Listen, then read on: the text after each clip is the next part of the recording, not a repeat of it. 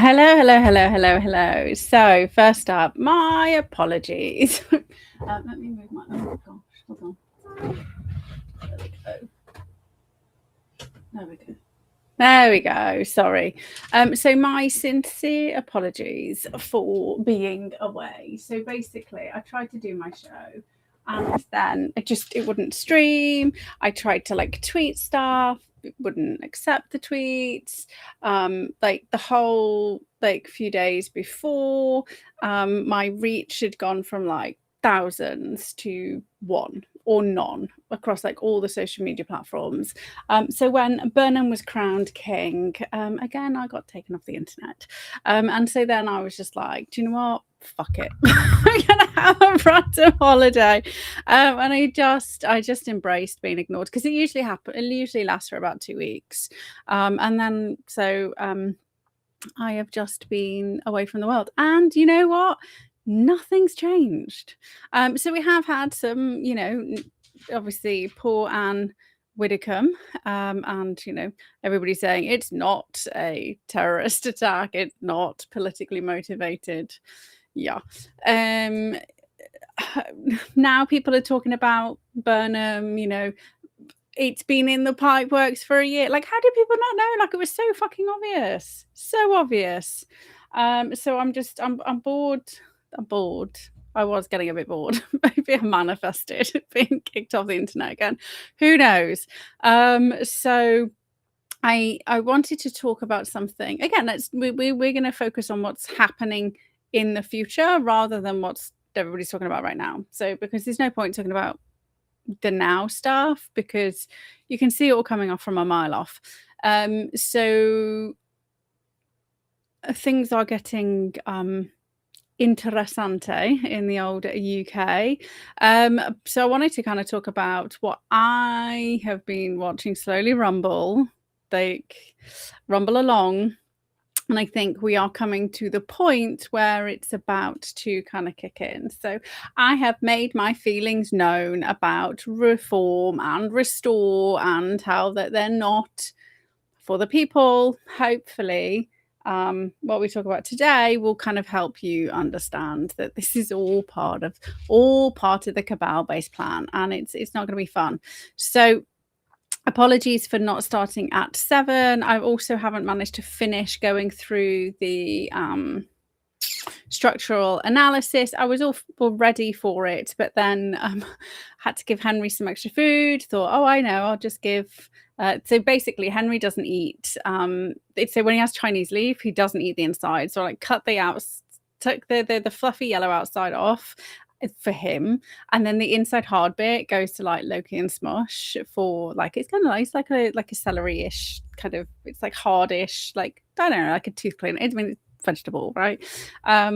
They don't have much vegetables, but they don't mind kind of chewing on it. And Loki decided he wasn't going to swallow it properly, so I spent 15 minutes trying to get him to be sick. No, he won't let me near it, so he's struggling to breathe. So I'm apologizing for my delay, trying to make sure that Loki wasn't choking to death. So hopefully he will forgive me. I mean, he's refusing. He's just, it's stuck in his throat and he's not letting anybody do anything about it, but he's fine. He's breathing. So he did have to rag a rabbit ear out the other day. So I don't think he's that pleased with me. Yeah, definitely not. Okay, so what I want to talk about today is the Winter of Discontent 2.0. For those of you who didn't see it, obviously hantavirus, that's no longer a pandemic. Ebola, we're now creating the vaccines up in Scotland, I believe, or the people were up in Scotland who we had the Ebola in Glasgow, and they're using the same kind of process that AstraZeneca used for the coronavirus. So basically they take the sequence and dump it into a chimp virus, and then that goes into the vaccine that then infects you. They don't give you Ebola, they give you the Ebola sequence. It's just because I mean, why? But obviously we already know everybody who's had the Ronavax are super susceptible. And everybody is to Ebola. Let's just throw that out there. But so we've got that to look forward to. But hantavirus, that didn't work. Maybe Ebola won't work either. But what we're going to focus on is what is probably coming end of this year, beginning of next year, right? So we already know that there's a powder keg going on with regards to the mass migration, right? Like nonstop. And I found out the other day, like Stand Up to Racism have been organizing anti-migrant protests because the migrants are trying to settle in their area, right? So they go to everybody else's towns and be like, you're fucking racist, like migrants should be here. But as soon as they're like landing in their areas, they're like, oh no, not here. Like we've got like the NIMBYs, right? If you've ever seen some of the men on the streets doing their like it's like the reporting like Vox Pop reporting. They go to the event and they're like, yeah, but would you have an illegal in your house? Oh, well, I would, but I don't have room. Or I would, but I'm not allowed. And you're like, okay, so that's the same for everybody else. Like, I'm racist for not having somebody in my house, but you're not having somebody in your house. Yeah, all right then. So I mean, we've got all that going on, and it's getting worse. And now they're out of the hotels and they're getting put in houses. Like I don't know. I don't understand why everybody's so late to the party, because this was always the plan. Like it literally said that in the reports, that the government reports. Like this wasn't a shock. It wasn't an accident. It's why I said like everybody protesting against the hotels is dumb, because we have a duty to look after them, because we have to. And obviously this is all about getting rid of the Human Rights Act, and you're about to find out what happens when we get rid of the Human Rights Act. And this is why I keep protesting against it and keep saying we need to keep it, right? Because let's just put this into perspective. We can deport them like now, but we don't need to abolish the Human Rights Act. We don't need to abolish or come out of the ECHR or any of that stuff. We can literally just get rid of them right now, should we choose to, right? Like we just can. Like we have enough laws in place, and Labour in their first week in office removed a law that was put in place in 22-23 that made it even easier. So we have state sovereignty. Like we decide what happens, and the people in the country are at the top of what should be used to decide whether somebody's a threat or not. And obviously we've just had the whole so we had the rape gang inquiry, then we had like one of the key organizers who can't be deported. Like all of this is bullshit. Like it's just all bullshit.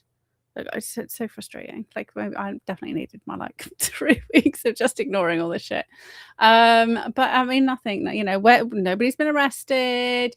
Like it's as though they haven't even been away. But anyway, so we're going to look ahead, and we're going to kind of plan for what's coming, right? Because there's no point like waking up and being like, holy shit, this thing's happening.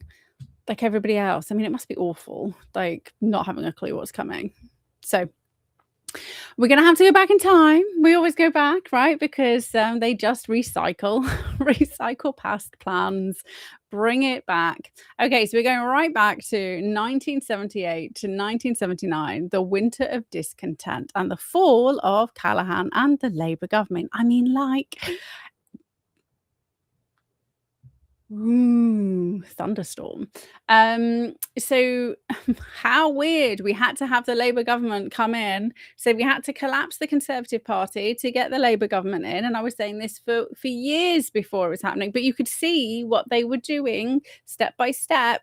So there were things that the Conservative government can't do, right? Because it's like anti-conservative, and they do still like pretend shit. So they had to get Labour in, and everything Labour's done is part of the plan, and now we have to move off from Labour to who we're getting next, right? So we're going to get rinse and repeat, right? So to try and remember the things that we've spoken about, what Labour have been doing in the background. I'm going to cover a few of them, but this is like, it's all like nothing that they're doing is by accident or a shock or just random. Like, nothing's random, right? We have these predictive analytic tools, they have these predictive analytic tools, and they will be using them to find out what else needs to happen in order to get their end goal. Like, we've spoken about this multiple times. So, Winter of Discontent. So Labour was already governing under severe constraint after the 1976 IMF crisis. How weird. I've been talking about the IMF coming in for, what is it, 18 months now? And remember when I initially said it to Grok, and Grok was like, no, that's not going to happen. I was like, where are we now?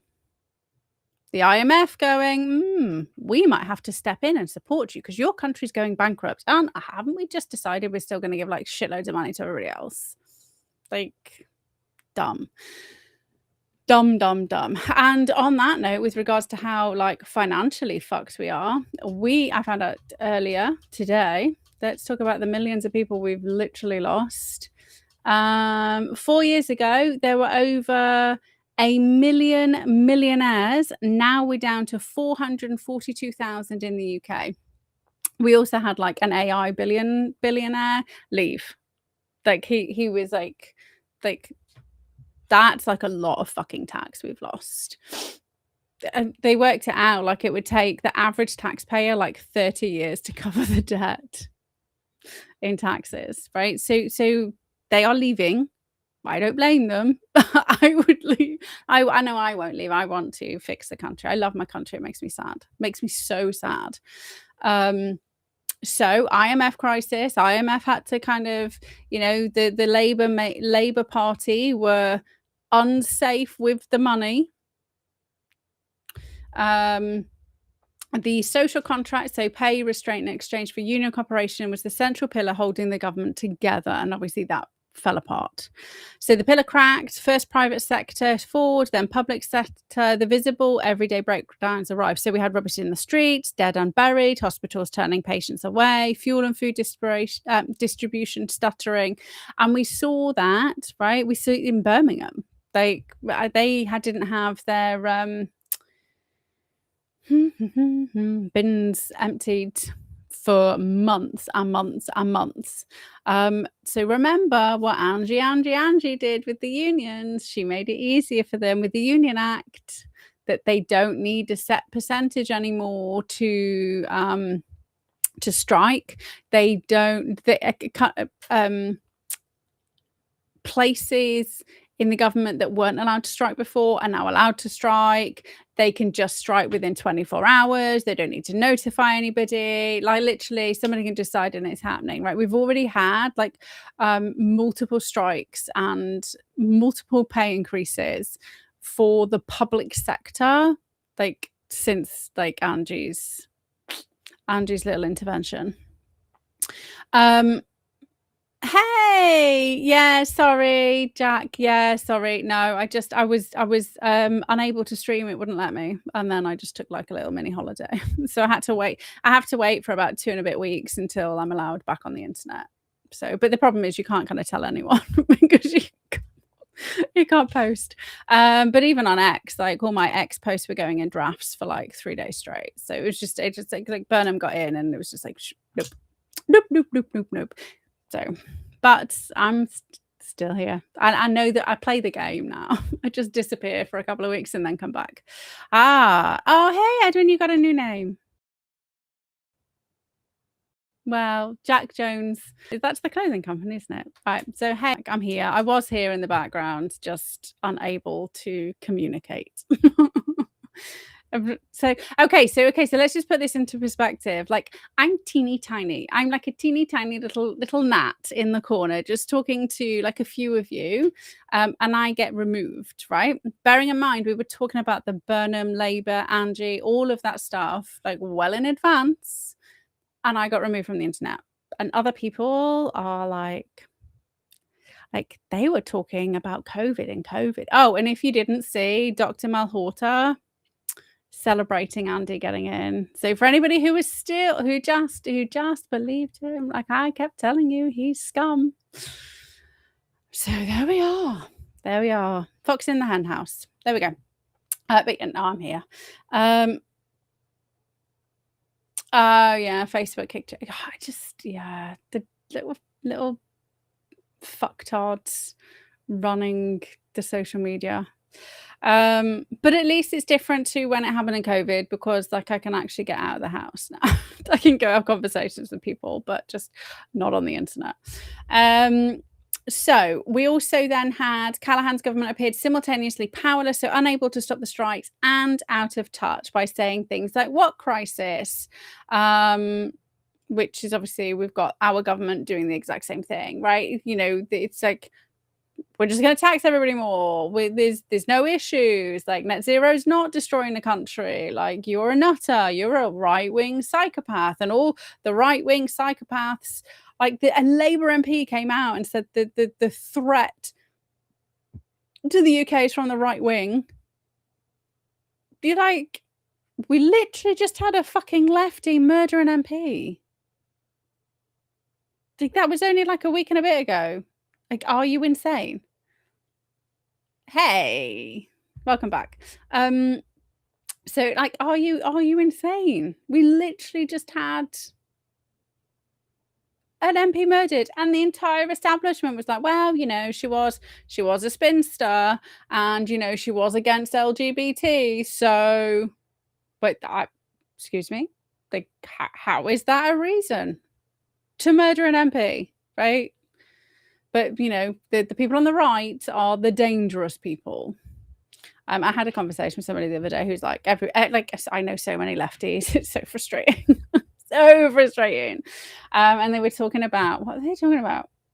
I can't remember what they're saying. Oh, and they're saying, oh my God, I don't understand why everybody's like so attached to labels nowadays. Like, you know, everybody, if you want like the distribution of wealth, then you're a communist.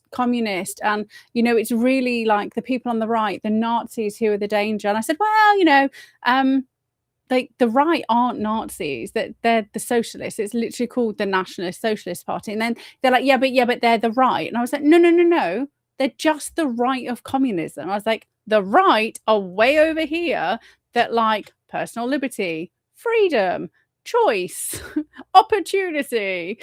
That is definitely not what Nazis want. Like, have you read a history book? Like, they're just so, and then the response is, yeah, well, we need to step away from labels. I was like, no. Like you were literally trying to call me a Nazi, and I told you I wasn't a Nazi, and now you don't like labels. But I did get them kind of realizing how all of the parties are exactly the same, because I just started going through the list of the 56 MPs that are, you know, abusing children. Sorry, allegedly, because not all of them have been arrested, etc. yet. There's some of them are still under investigation. I said, oh well, this one was a Labour, this one was Lib Dem, and this one's Conservative. So they're all at it. And they were like, wait, what? Well, I only heard about the Conservative one. Right, okay, well, that's on you. But they're all at it. So back to Winter of Discontent. So the combination destroyed residual public consent. March 1979, no confidence vote was the formal mechanism, and the Winter of Discontent was the legitimacy collapse that made the vote possible and the subsequent election result almost inevitable. Okay, so what happened was the Labour Party collapsed and the Conservatives swooped in. So who's being geared up? Reform, because the Conservatives, they're gone, right? Just like dead in the water form, but they are like dead in the water. So the government was trapped between its own pay policy and the unions that were its original base. It couldn't fully confront the disruption without destroying itself. So it's going to have to eat itself, and the government will do the exact same thing here.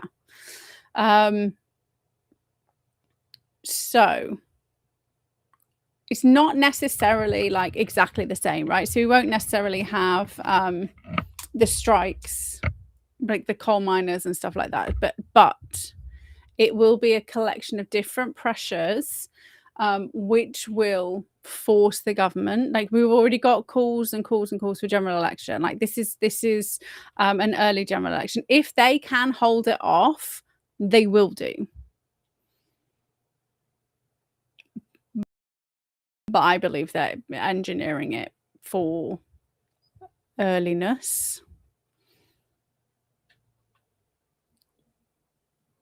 Because they've got their whole 2030 plan, right? So they're 2029, 2030 is where they've decided things are going to happen. So this is their timeline, and we're being like mushed into it. So reform will become the viable vehicle for decisive break because they're against net zero, high migration, managed decline. And nobody needs to really know reform's actual plans, right? This is key because none of them are really kind of saying what they're going to do. And the going after like Farage and Richard Tice and all of those, like that's part of the framing, right? It's making them the other, right? So you're attacking them, so you stop paying attention to the fact that fucking Richard Tice is besties with Cameron, or that Farage was calling for Tony Blair to be the ID minister during the vaccines, right? And Farage is fucking old money, and Farage is part of the establishment, and Farage put Brexit in and then disappeared, right? Like, I do not trust him. He's a fucking snake.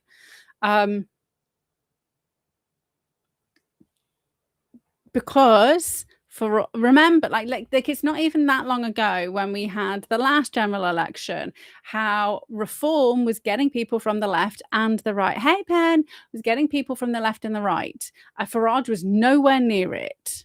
And then literally a week before the short campaign, so short campaign is the last 4 weeks, Farage becomes the head of reform. And then what happens? Like like reform hemorrhaged votes because they're him. Right? Because reform wasn't allowed to win then. It was too early. Labour hadn't done what they needed to do. Right? So there is nobody on this God's green earth that will convince me that Farage is a good person. I have been paying attention to what the fuck he's been doing, not what he's been saying and not how people have been propping him up. Because if he was good people, he would not have stepped in then. Like it was just obvious that was going to happen. Like that again, it wasn't a shock, shouldn't have been a shock to anybody, like at all. So possible trigger routes for a general election, and then we're going to like wind things back and talk about what's going on. So formal no confidence of the government's majority becomes unstable under the pressure, and so Burnham is like plowing ahead with all the bullshit, and the IMF are getting very fucking sketchy. Got Red Ed, like fucking foreign minister, now taking net zero to the rest of the world because it was so successful in the United Kingdom that we almost fucking had blackouts in the middle of the summer when we've got all of the fucking solar panels everywhere. Right? So successful. We paid the highest commercial electricity prices in the West, probably in the world, right? Like that is how successful net zero is. Internal labor fracture. Well, everybody's kind of like Burnham's coming in and everybody's gone quiet. A deliberate early election called in an attempt to reset before conditions worsen further. Right? Or cascading local election, by-election collapse that makes government's position untenable. Any of these can be accelerated by the cumulative material pressures. And Telford and other places that didn't have local elections this year will be having them next year. And I completely forgot about that until I got my you get your thing through the post to make sure that you're registered. And guess what? Because we're Labour, you can vote by post. Go on, vote by post. It's really easy, right? We need to stop this fucking postal voting, 100%. Am I going to sound? I don't know whether I.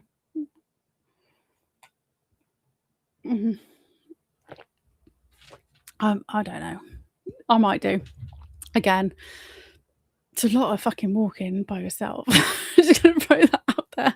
I don't know whether I have the actual time to. I might just stick my name on the list and see what happens.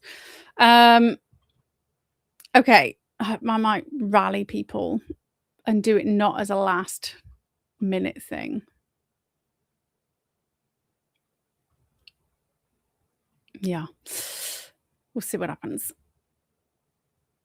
Okay, so in 1979, the dominant public feeling shifted from the union to the problem to the government cannot govern, right? So what we will have is net zero, water, energy, food is all because of what the government's doing, and that could potentially put us in the same place. So where are we going? Starting with food. So traditional UK harvesting and production cycles, right? So this isn't like it didn't just happen this year, right? So this year, in the last maybe 6 weeks, like it's rained twice, right? But to remind everybody, is food isn't like harvested and it's like 12 to 18 months in advance, right? But who remembers back in 2020, 2021 with all of the foreign farmers kind of like posting like videos of food trucks that they weren't allowed to get into do you remember like the EU like shut down the UK? Like they weren't allowed to come in. They weren't allowed to deliver us any food, right? So our food resources have been depleted year on year on year since 2016, since we told the EU to fuck off.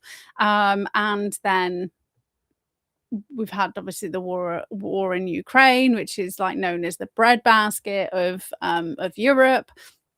We've got the Strait of Hormuz, which has got fertilizers being blocked. So farmers are kind of like under pressure. But so you won't see it necessarily in the shops like straight away. But this is it's not just this year either. We've been seeing a reduced supply with an increased demand because the population's imploding, because we keep just fucking importing people. So it's not just the illegals. Remember, we had all the Hong Kongians, we had all the Ukrainians, we had all the Afghans, we've had increased visas. So the population in the UK, which is why all of the COVID Rona people vax deaths, like hundreds of thousand people wiped off the UK population. But actually, when you look at population statistics, it's the same because we just imported all of those people. And all of the people we imported then import all of their families, right? So every one person the NHS brings over, to be a nurse or a carer, then brings a further 8 people. So the food crisis in the UK is getting pretty scary. They're also pushing loads more regulation on our farmers, so that we have like really strict pesticide laws with regards to hygiene. So Matt's brother works for a company that goes and cleans chicken coops. Like chicken sheds. So basically, I didn't realize this, but chickens go from like egg to like supermarket shelves in just 6 weeks. Like I thought they were like, a year old or something, but 6 weeks. And so once the all of the chickens are slaughtered, like a company goes in and they use like 3 different types of chemicals. Like they clean it, they spray it, they hose it, like it, and then it's tested like multiple times. So it is like completely sterile before the new chickens come in, right? Other countries don't do that standard. Thankfully, with chicken, like 90% of the chickens eaten in the UK is like from UK farms. Also, if you go outside of the supermarkets and go straight to farms, so there's like places like Lancashire lamb boxes where you just order direct from the farms, right? So you're getting ethical food, but also it's so much cheaper. And Lancashire lamb boxes, they don't do halal. So there are farms where you can buy from directly that don't do halal, are UK based welfare standards and clean. Do you remember me talking about the sheep farmer who's actually had to put like he's created like barbed wire jackets for his sheep because certain individuals are like routinely raping his sheep? Like that's the people we've imported, right? Because it's okay over there. It's okay over there. And so like it, oh my gosh, it's just awful, awful. Okay, but there's ways round the supermarkets, which will be they squeeze the farmers out of the food, right? Because as well. So if you can avoid a supermarket for your food, do, but obviously not everybody can. So, and I don't have a cow in the garden that I can go and slaughter or get the milk from, right? But I will go to the farm shop where I can, get the milk from the farm shop, which is from a local Shropshire dairy that avoids the supermarket. So you actually pay less for the milk and the farmers get more. Anyway, so but remember, like, all of the fruits and vegetables and stuff like that, that's not like what's harvested now and over the next few months then goes into storage for 12 to 18 months. Yeah, not just in Wales either, Edwin. Yeah, but I mean, it was a running joke, wasn't it? So for those of you who are outside the UK, there's a running joke that, like, well, this is full of sheep shaggers. They probably did, but we made bestiality illegal in the UK for a reason, right? It was because people were doing it. And now we've just imported, like, animal rapists. And that's not to say people in the UK weren't necessarily disgusting as well, but it's a culture where it's acceptable as part of the culture. So what we're seeing, so the traditional kind of harvesting and production cycles, and we have to remember that our seasons have shifted. Sorry, Edwin. Well, then but yeah, so it's a joke, right? It's a running joke. And they say this stuff about English people, stuff about Irish people, stuff about Scottish people. It's like banter, right? It's to the extreme.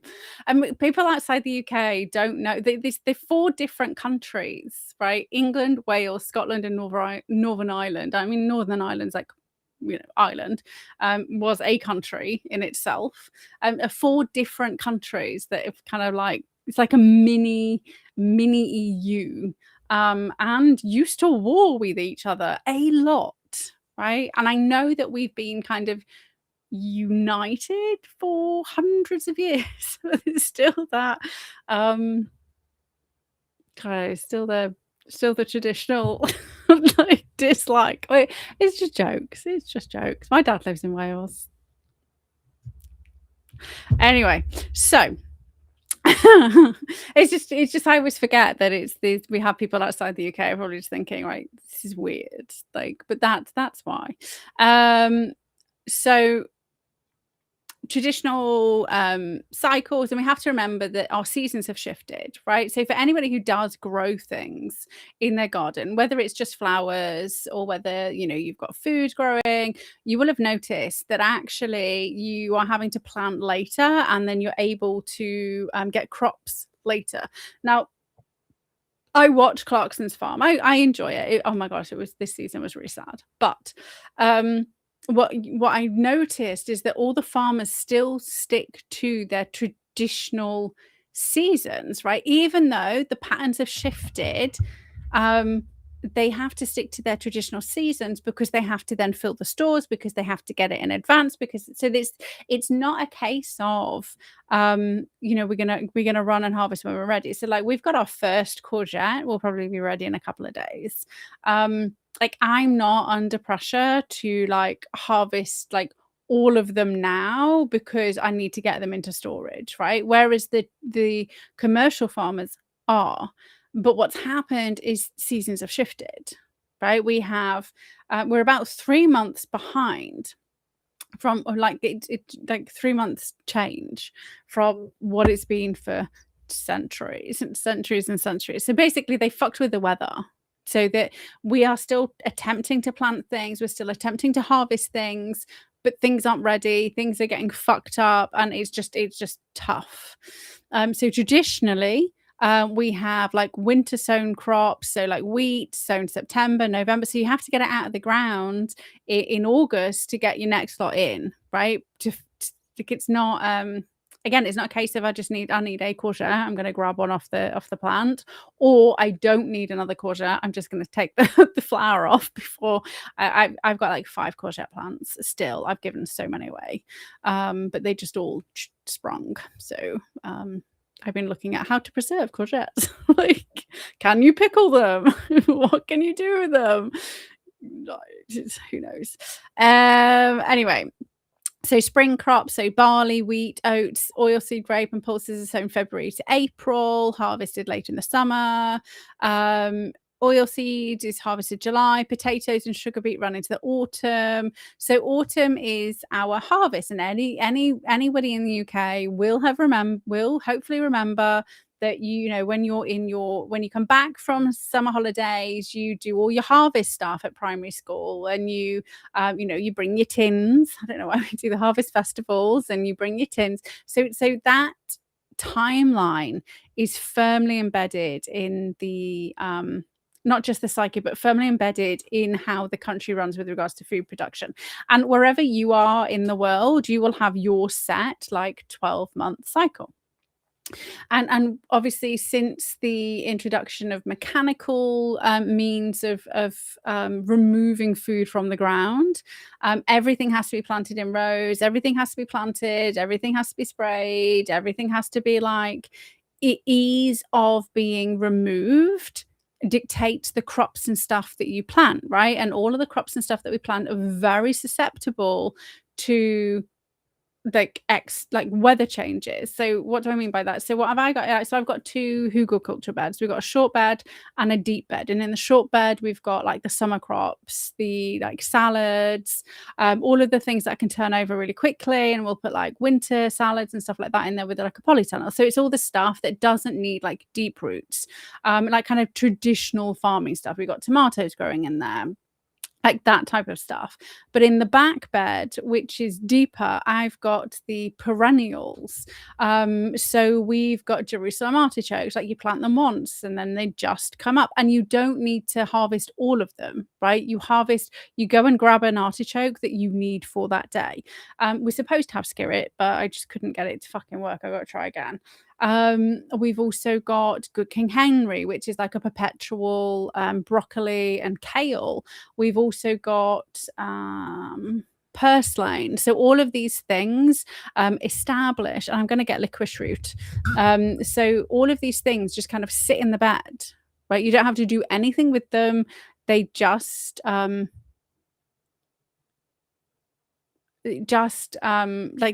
when you need it, you get it. And then obviously herbs, when you need them, you get them.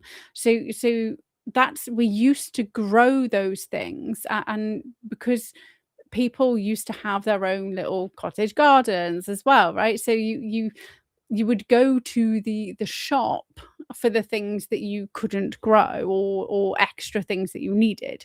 So and this is like only like in the last 100 or so years. This isn't like a long time, even though we've had like farming like practices, and agriculture and stuff kind of like knocking around for about 14,000 years. Like, it's still very different. We moved from the hunter-gatherers a long time ago, but actually it was still like you would go and forage for berries, for there was community pigs. Like, you and your neighbors would have a pig, and then you'd all chip in and feed it, and then you'd slaughter it, and then you'd share the food. Like, all of that stuff was just how people survived. Like, with that, like, we got chickweed growing, you can eat the chickweed. Like, people had to know what was edible, wasn't edible, because you just starved to death. And obviously we didn't have benefits, so you had to figure it out. But what we do now is we just plant shit, it gets pulled up, and you plant more shit, right, ready for September. Yeah, I don't get what we do with rapeseed. I mean, it goes into lots of foods. It goes into lots of food.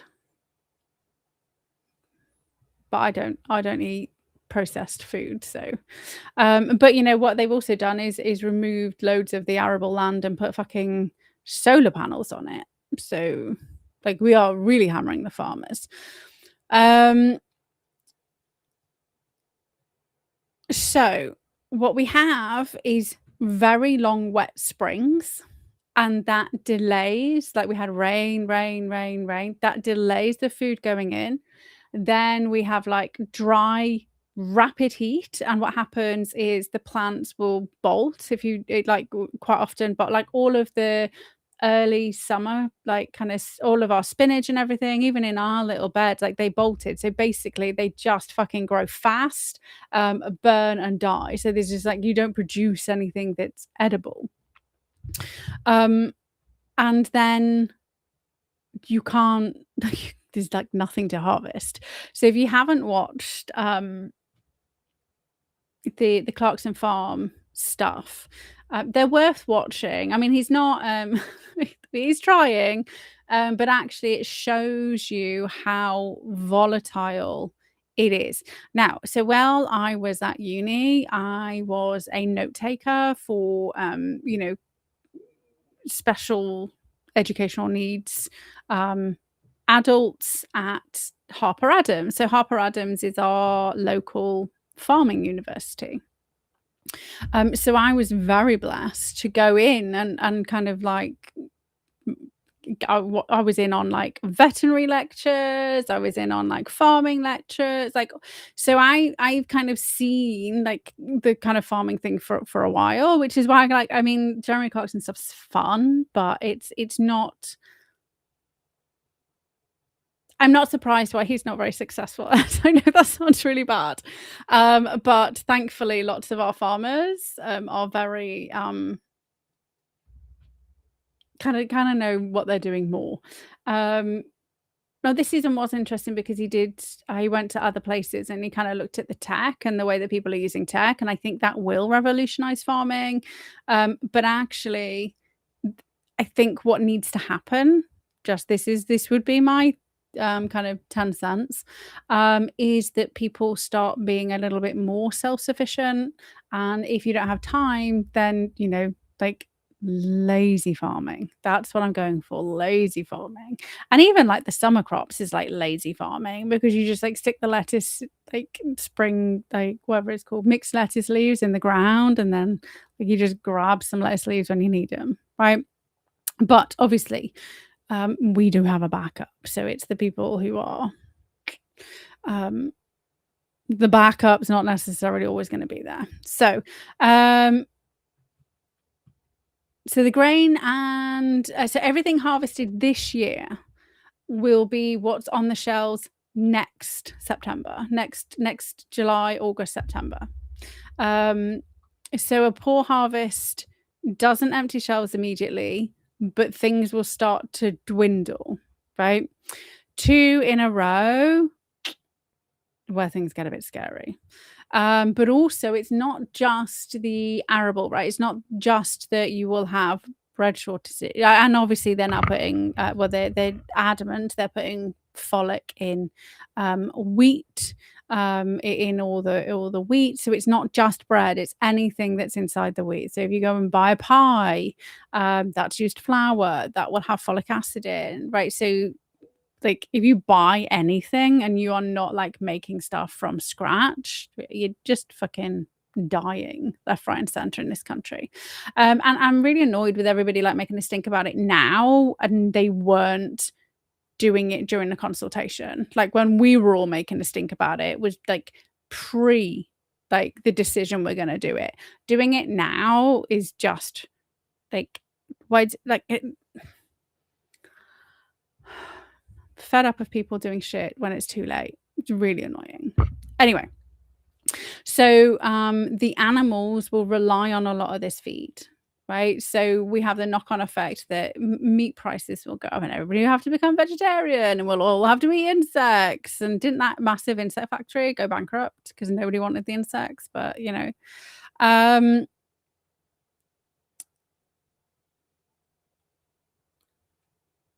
so pigs and poultry are more dependent on bought in. So, we'll all be okay because we eat pork. It's okay, just saying. So maybe, piggies. I mean, I just get a community pig. you know, like we used to back in the day. We've got quails coming. I mean, they're no good for, like, you don't get much from them. I've got quails to eat the slugs, the ants, and like pest control, and then we'll get like miniature eggs. Like we've got 11 quails, so I might be able to have like an omelette every other day. But also we've got a surplus of food that Henry refuses to like, because he has fresh food, fresh greens, what he chooses not to eat, then just like we literally can't even compost it all. So it's about recycling.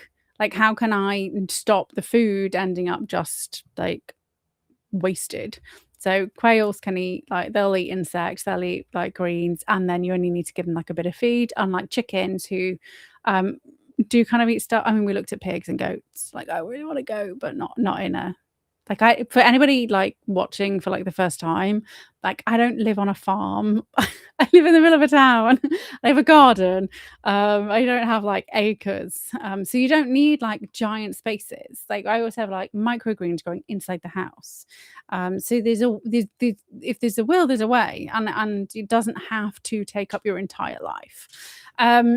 Okay, so we got last year and this year. This is where we are with the food. So last year's weather disrupted autumn sowing and or spring establishment in significant arable areas, damaged forage conservation in livestock regions. This year's weather has continued to interfere with pre-growth of harvest.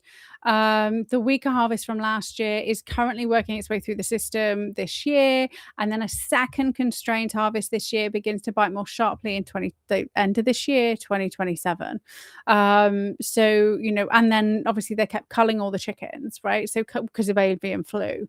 But the reason why we had like a couple of weeks blip is just because of how fast they grow. So, you know, I always wondered why it never knocked on the eggs like for longer than maybe a week or so, but that's why. It's just and they even like, they have like this one farm near here has like 7 sheds, and each shed has like can have up to 80,000 chickens in them.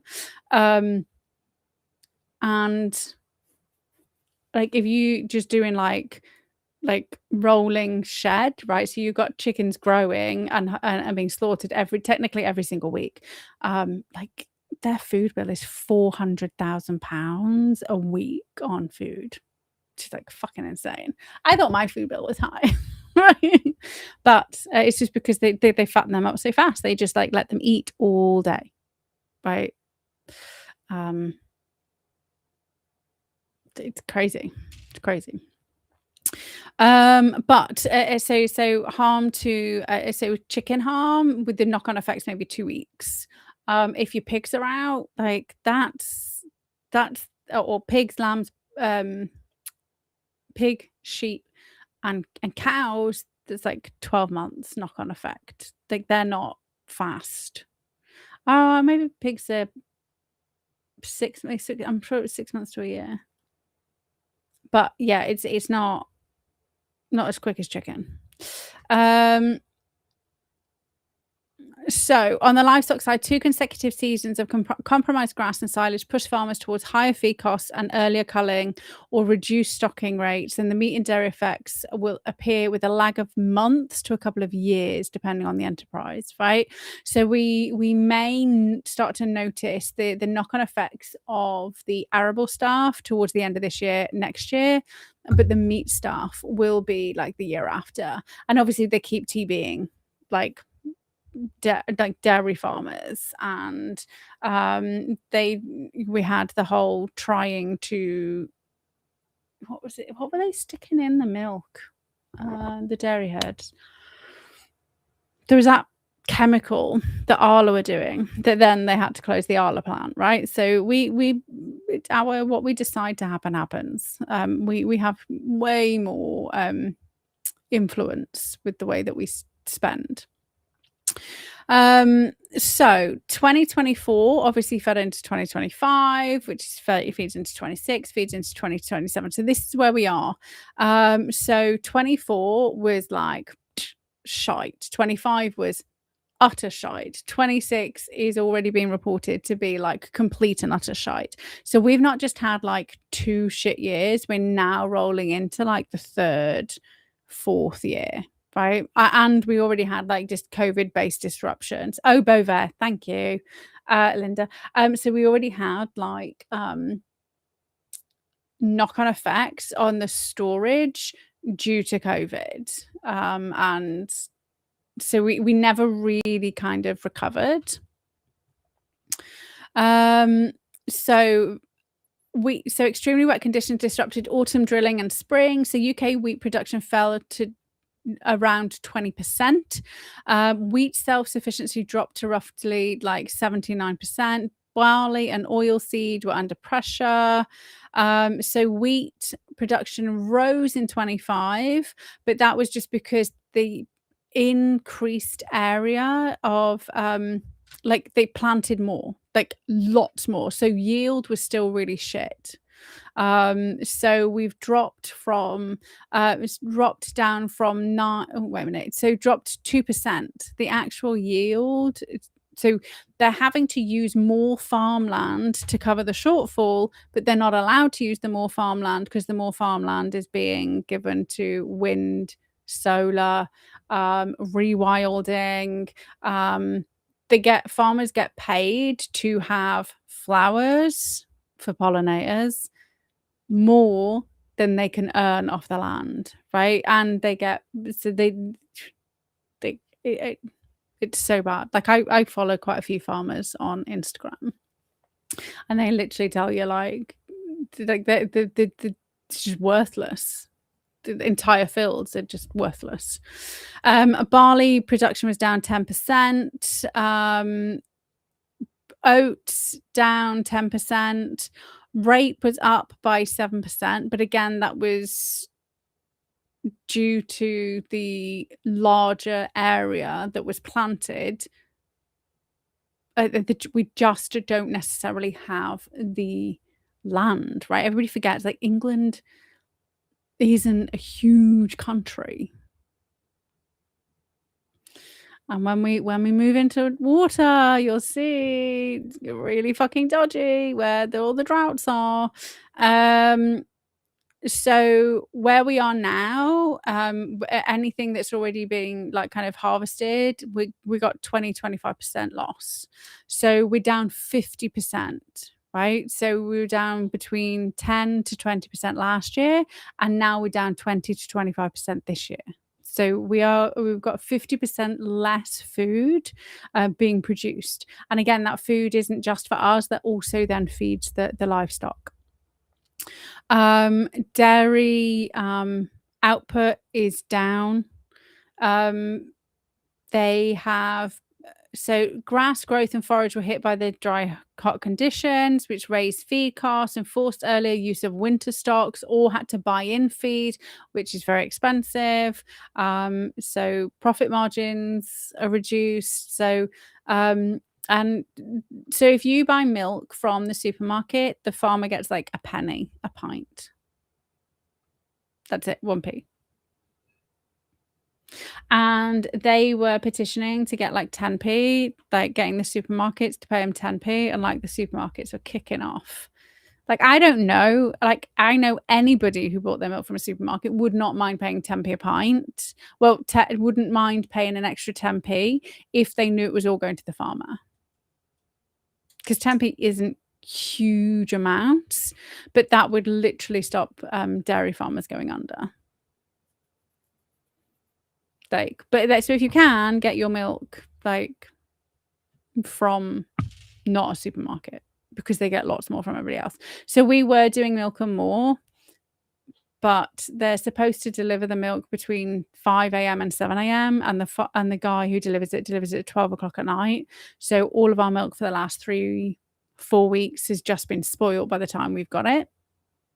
Like, he delivers it between midnight and 2, and I'm not staying up in the middle of the night to get my milk. So, but actually, I'm getting it from the farm, more direct from the farm, paying less, getting more. So, and the farmer's getting more. So that's better. Win-win. Okay. So overall trajectory on our food, not a collapse, but clearly strained and volatile. So bad years 2020, 24, 25, 26. Official food production to supply ratio fell by 60% in 25, from 65% the year before. Right? Is it really fucked?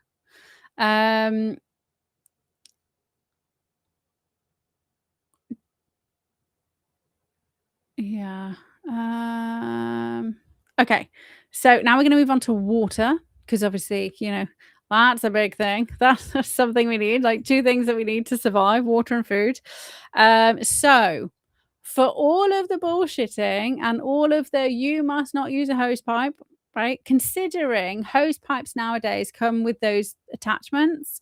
So it's like a tap, right? If I use my watering can, I turn the tap on, fill the watering can, put the water on. Or I put the hose on and just extend the tap, and I still use the same amount of water. Like, the difference between now and back then, when like water hosepipe bans kind of like first started getting fashionable, was the end. So it's just like as soon as you turn the tap on, you get like wasted water. You don't get wasted water anymore. Anyway.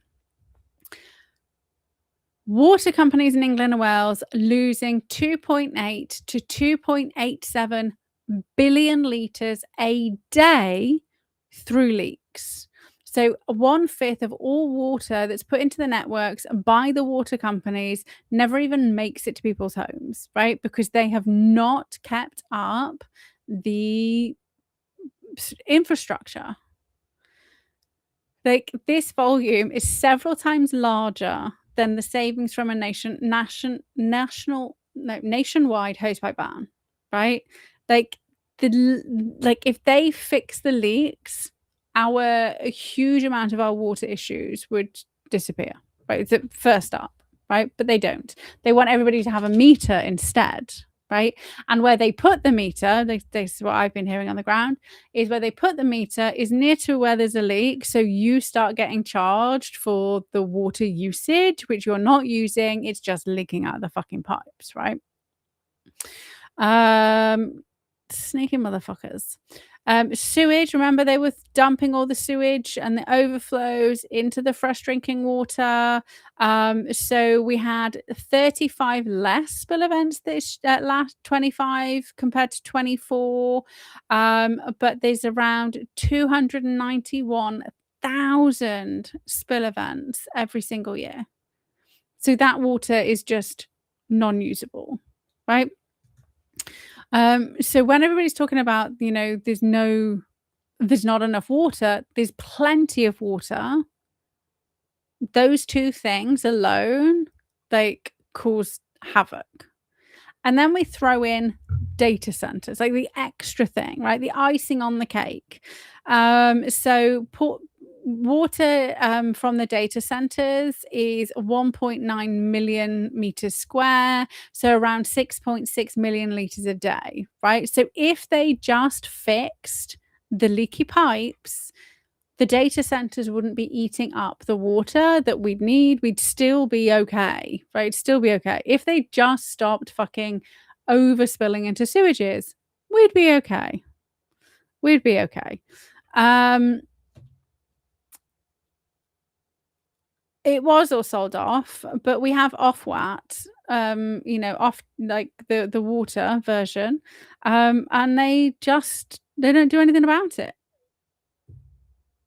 Like, I don't, like, any government, successive governments could have brought in criminal legislation with regards to national infrastructure, and they haven't, right? So we have corporate manslaughter.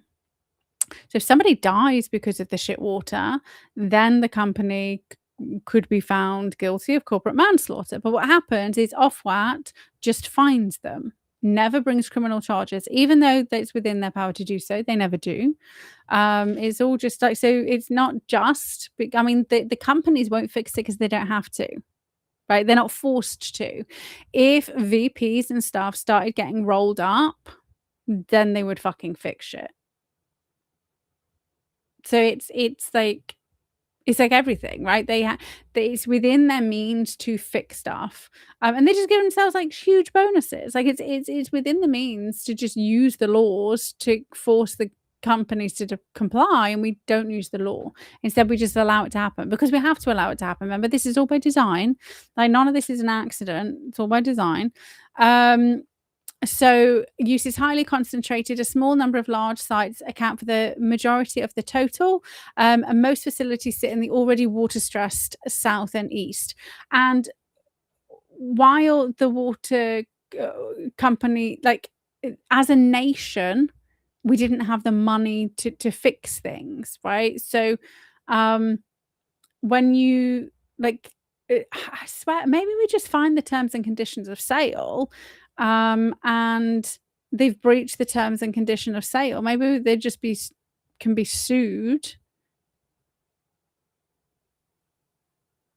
I don't know. There's got to be a way around it that we can do something. I don't know. It's only just come to me, potential, the idea, but like it would have been.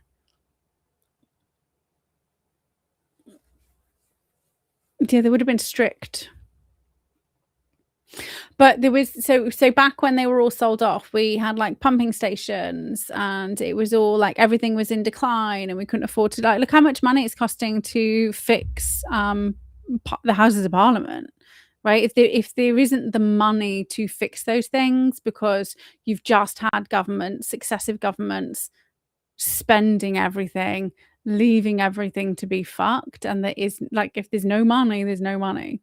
It's the same as what you do at home, right? If you can't afford to pay your bills, you'll sell something to pay for your bills. Yeah, the golden shares. Yeah, exactly. So but again, it was all by design, right? To put us in a position where we are brought to our needs. Like this wasn't like a quick thing. This was like over decades and already planned. Remember, it was already planned, and in the works in 1840, right? That's where smallpox, right? Smallpox, vaccination, forcing, like, so this isn't like it didn't just happen in like 10 years ago.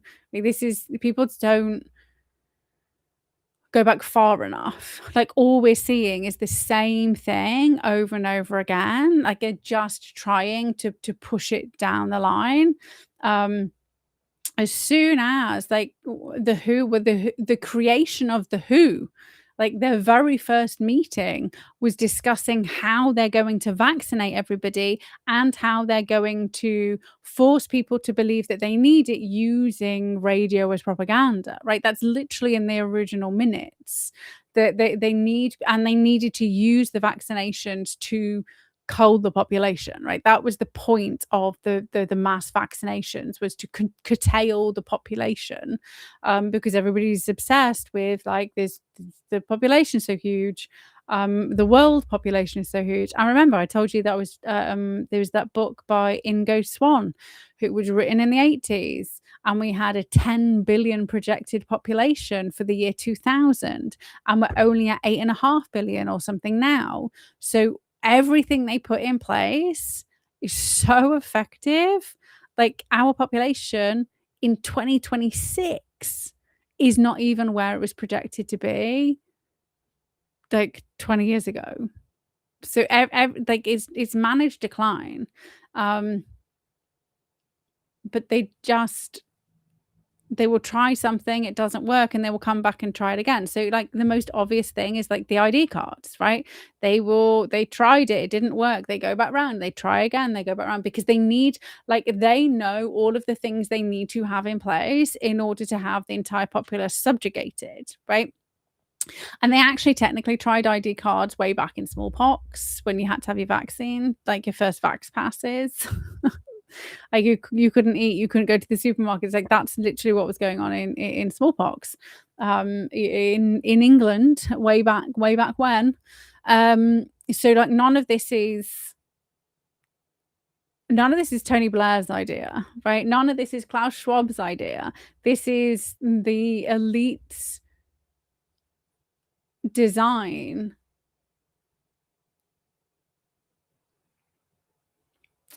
because the population started to get intelligent because we had access to information, right? So they fucked up through the creation of the, printing press and books and libraries and education.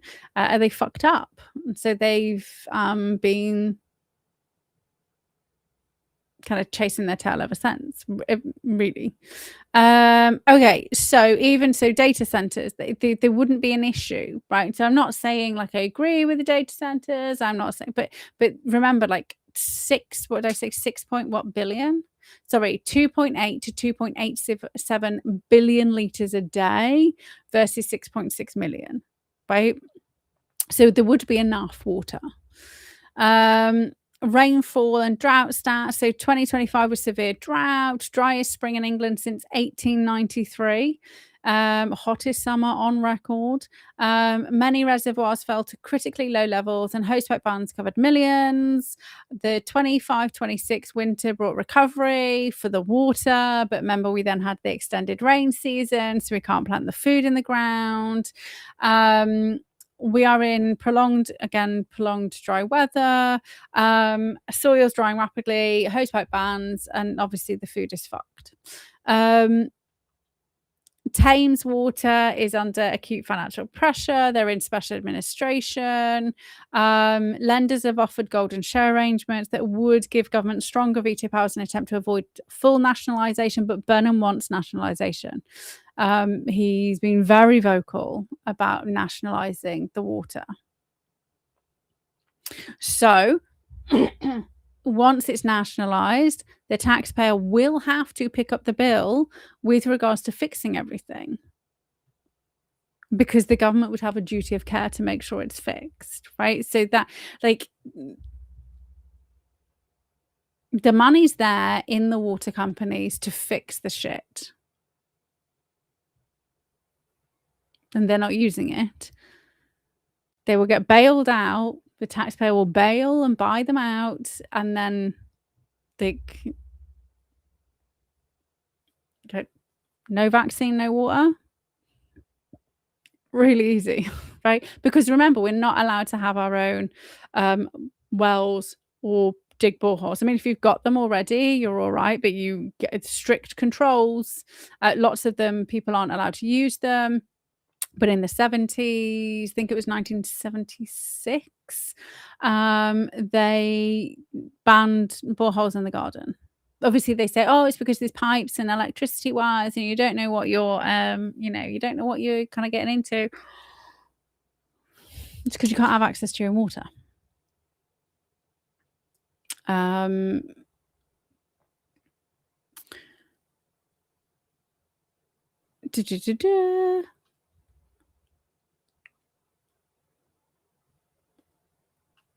Then we've got, that was me saying Burnham wants water to nationalise it. Okay, so the areas under most pressure with regards to water.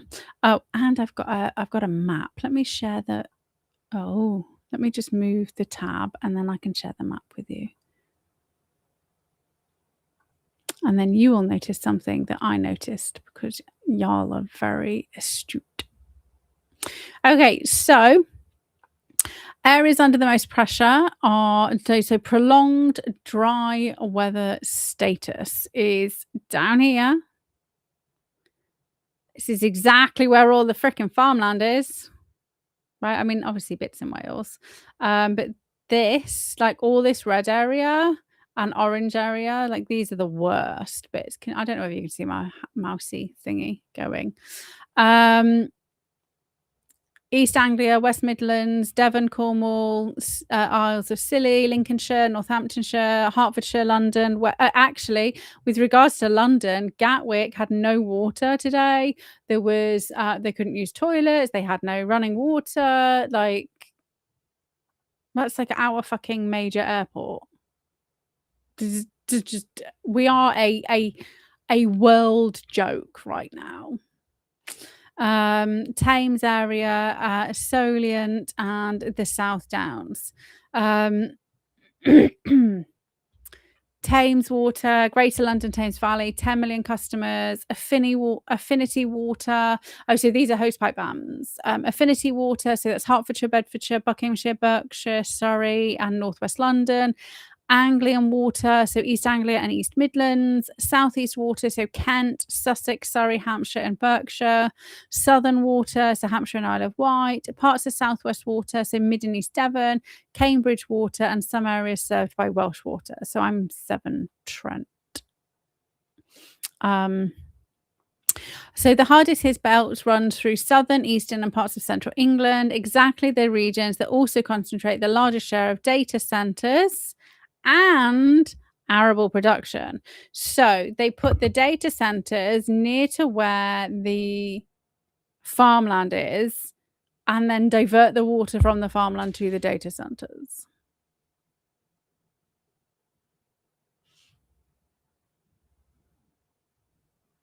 So that's intelligent. So East Anglia and Lincolnshire hold the largest share of England's best grade 1 and grade 2 agricultural land. This is the core wheat, barley, sugar beet, potato, and vegetable production zone. The fens and surrounding areas among the most productive continuous arable landscapes in the country. The Midlands, so yellow and orange zones, also have significant mixed arable farming. So northwest and uplands are grassland, livestock rather than intensive arable cropping. But remember, the livestock is dependent on what happens with the feed, right? So it still feeds into it regardless of whether they have got water-based issues. The current water stress patterns landing hardest on the part of the country that produces the bulk of the UK's domestic cereals and many field vegetables. So that's water, that's food. Next we have electricity, because we are, in an electrical age nowadays.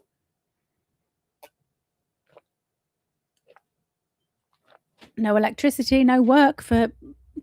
No electricity, no hospitals, no refrigeration, no food, no water being pumped. Like, everything is electrified, if you like.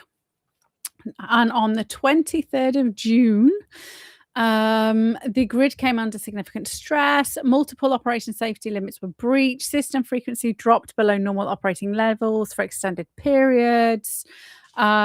NESO issued its first summer electricity margin notice, cut exports to the Netherlands, and had to seek emergency support from France via the interconnectors. And obviously France charges us a fucking arm and a leg. So, everything we pay France, this subsidizes their electricity, but also we pay them loads of money to stop the boats, and they just fucking get them on the boats, right? France rips us. Like, fucking French. Fucking French. And if you are French and you're here, thank you for joining. I'm just saying. I know you probably say the same shit about us. It's fine. That's a beef going back a few hundred years for sure. So internal reports and whistleblowers described the system's security as compromised and claimed the system was operating with little to no spare headroom. Some described it as unprecedented and close to the point where controlled disconnections could have been required. And we had blackouts, like only for a couple of minutes here or there. So I don't know whether you guys did as well, but obviously just everything goes down. Why is it, right? Maybe somebody can tell me, because I've never understood this. Why is it that car alarms go off when the electricity is supplied, when you get a blackout? Like, that's how I know that my bulb hasn't just gone, or maybe it's not just a house thing. And actually we aren't on, like, we are directly linked to the grid. Um, I don't know how we ended up that way, right? We don't know how we ended up that way, but actually we are plugged straight into we aren't on the system for the rest of the street or anything. We are literally plugged in ourselves. Um, so like we will have blackouts when other people don't, and the rest of the street will be like out, and like the streets behind and all of that will be out, and we'll still be on. It's just a random quirk of the house being very old, I guess. But we're just literally tapped in ourselves, which is also why, when we had the live wire came down, everybody else was fine. Yeah, fucking frogs. Yeah, absolutely. Frickin' frogs. But yeah, so if anybody can tell me why car alarms go off, I don't understand it. I mean, my car alarm doesn't go off, but there's always like that's how you can tell whether it's a blackout. Is the car alarms will start to go off. It's just weird, like because they're not even plugged in. They're not even plugged in. So maybe it's just like a surge. Maybe there must be like an electrical impulse based surge. I don't know. I only ever remember when the alarm goes off. And I was like, "Oh, yeah, keep forgetting to check." But if anybody knows, then do enlighten me. So a confidential report commissioned by NESO leaked via whistleblower warned that the operator is increasingly flying blind on modeling supply and demand in high renewable system, raising both costs and blackout risk. So what does they mean by this, right? So I was watching something. I can't remember who. I don't remember what I was watching, but it was all about the changing face of our grid. So back in the day when we had power stations, and it was just power stations that were kind of hooked up to the grid, it was a really simple system, right? You knew how much power was coming in, you knew how much houses were using roughly, with sometimes people would use a little bit more, sometimes people use a little bit less. The weather does have a knock-on effect, obviously, because you're going to put heating on, or in the winter lights are going to come on, but it was still pretty simple. It was still pretty easy to manage. You knew coal-fired power stations used to take a while to warm up, and the electricity regenerated and come in. So it was a really organized chaos-based system. But you were able to predict with quite a lot of certainty, when you would need an increase, right? So, power stations would know that they need to be on for longer hours during XYZ times, right? And obviously they used to work quite closely with the Met Office, who would predicting weather, and they always get it wrong. And obviously they always get it wrong because there's geoengineering going on. So it's not like so like the fucking Met, and obviously they're like, some of them are lying and they're using the decommissioned. There's but if you're like paying attention to like space, and you're paying attention to like atmospheric pressure and all of those things that you normally use to predict the weather, then it's going to be way out compared to the shit they're spraying in the sky at 5 o'clock in the morning.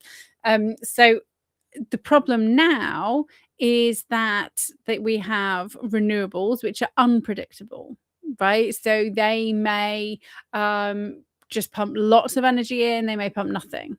Then it's not just renewable power stations, because people are feeding into the grid all the time on their own, right? So people have got solar panels on their houses, people have got wind turbines. There's all of these things that are unpredictable with how much is going to be fed into the grid. So rather than just trying to stabilize the power stations, which didn't move, were using quite reliable methods of energy, like i.e. you knew you would get XYZ from ABC power station routinely, unless there was like a huge disruption to like coal or something like something huge.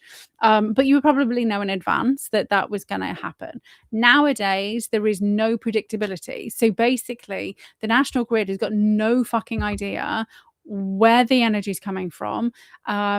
They do have huge batteries, but all the batteries may try to charge at exactly the same time. And that then accelerates the shortage because they're like trying to predict, but it just fucks it up. So do you remember when we were going through the Chernobyl stuff, that when they were like, you pull the rods out and that like triggered the reverse effect happened and all of that. So the same kind of shit's happening with the national grid. And they're not just trying to balance reliable energy, like they're trying to balance hundreds of thousands of people homes as well as the power stations. And the power stations, because they are taking renewables which are unpredictable, so it's just what was organized chaos is just chaos, and you unpredictable. So like I feel for them in the national grid 100%. So it's just really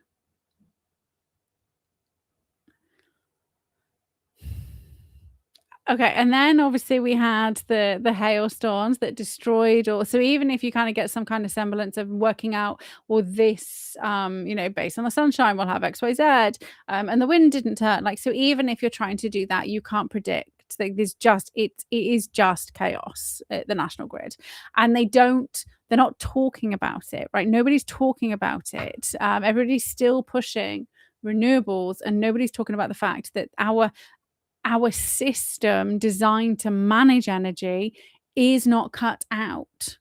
Like even if even if in like fucking cuckoo fairyland we were able to use solar and wind, we were able to do those things, like nobody's talking about the actual infrastructure and the system designed to balance the grid and make sure that we always have electricity is not designed to deal with renewables. It just isn't. So something has to change. So that's another huge financial investment on the fund of the back of the taxpayers that is still left in the country, the ones that can't actually afford the food with the rising food prices and the rising water prices. So then we've also got the added pressure of the data centers, the added pressure of everything being electric. So electric cars, like phones, computers, TVs, multiple TVs in houses, like all of signage, even just signage, right? So genuinely think about everything nowadays that used to be non-electric that's now electric. So buses, right? So if you are at a bus station, you used to have like just like little lettery sign, they used to like change the little letters or they had a map and a timetable, like a paper timetable. All of that's electrified. Now we have like everything in the digital age. Everything is just taking more and more and more out of the grid, and it just will implode. It will.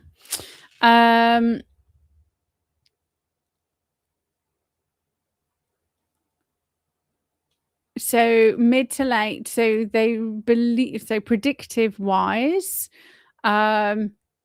mid to late January, so hence Winter of Discontent, right? Mid to late January is when things will start to get difficult for us electricity wise.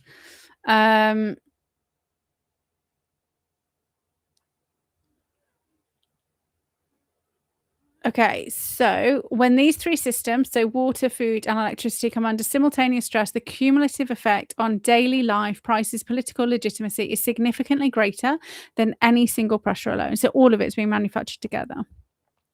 So I asked the question with regards to country completely. So I don't know whether you've heard me mention it before, but I watched a thing I watched a thing on with regards to what happens after sustained lack of energy, right? And it like was a kind of general consensus that after 10 days, like everything's fucked. So what I did was I asked Grok whether that was one, completely true, and what would be the trajectory for the UK. So the timeline's not, he says it's not fixed. It depends on the scale, duration, geographic coverage, and what else is already under stress, but the direction of travel is clear. So modern societies run on tight coupling between systems. So electricity powers water pumping and treatment works. Without power, mains water pressure begins to fall within hours to a couple of days in many areas. Sewage systems also fail. So within a couple of days, you've got like no running water and your toilets are backed up. Fuel stations need electricity to pump, so once backup generators or manual workarounds run out, petrol and diesel becomes unavailable. Food, retail and cold chain collapse without power and fuel for logistics. Refrigerated stock spoils quickly, just in time. Supply chains stop. Hospitals have backup generators, but these typically only hold days of fuel. After that, critical care, dialysis, refrigeration of medicines and electronic systems degrade. Communication, so mobile networks, internet banking, everybody used to like tapping their phone degrade as backup power at mass and data centers run down. Order depends on functioning emergency services, lighting, public confidence, and once those erode, opportunistic disorder and then more organized breakdown becomes more likely. So short blackouts, so 1 to 2 days, are disruptive but manageable in high capacity countries. Multi-day events, 3 to 7, produce serious hardship, water shortages, fuels, queues, waste, hospital strain, and rising anxiety. So all of the fucking under 30s, they will be having like catatonic states by day 4 of not being able to go on TikTok. I mean, 4 hours after night, let's be honest. 4 hours of not being able to go on TikTok. Prolonged outages, 10 plus days, especially wide area, of course, severe cascading crisis. So Puerto Rico, after Maria, parts of Venezuela in 2019, including excess deaths, sanitation collapse, breakdown of normal order in urban areas, full societal disintegration is rarer, usually requires additional factors. So prior institutional weakness, violence, or simultaneous shocks, right? So it's not just like the blackouts. It's not just the blackouts in isolation. We've got everything else going on at the same time. And Spain had blackouts that was purely due to reliance on renewable. Like, obviously they didn't tell anybody this, but that's what kind of came out afterwards. So how this likely plays out in the UK. So the UK is a high capacity state with a professional emergency service. I mean, I would agree to disagree with you there, Grok. Relatively high social capital, which slows the cascade compared with more fragile countries. So that's a bonus. However, it's also highly urbanized, densely interconnected, and currently carrying the other stresses, so food and water, and one I haven't mentioned yet, but I will mention. We've already mapped, so tight food production, water stress concentrated in arable east, grid already showing near miss behavior. Plausible sequence under sustained wide area blackout. So days 1 to 2, immediate disruption, traffic chaos, some shops closed, mobile network strained, water still flowing in most places, hospitals switched to generators, and public mostly cooperative. Days 3 to 5, water pressure begins falling in areas reliant on electric pumps. Fuel stations start to run dry as pumps fail and tankers cannot easily refuel. Refrigerated food in shops and homes spoil. Hospitals begin conserving generator fuel. Cash becomes more important as car systems fail. Anxiety rises. Some panic buying and local disorder appear. So by day 3 to 5, we've got like no toilet paper in the supermarkets because somebody will see people stop panic buying, right?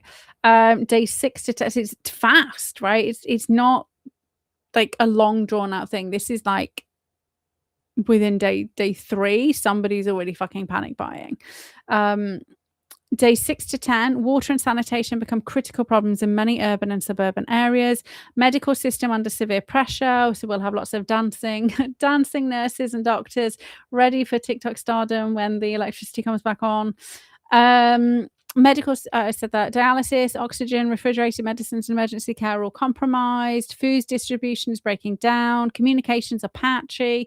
Emergency services are stretched thin. In a context where food and water were already under pressure, this combined effect accelerates loss of normal order, especially in denser urban zones.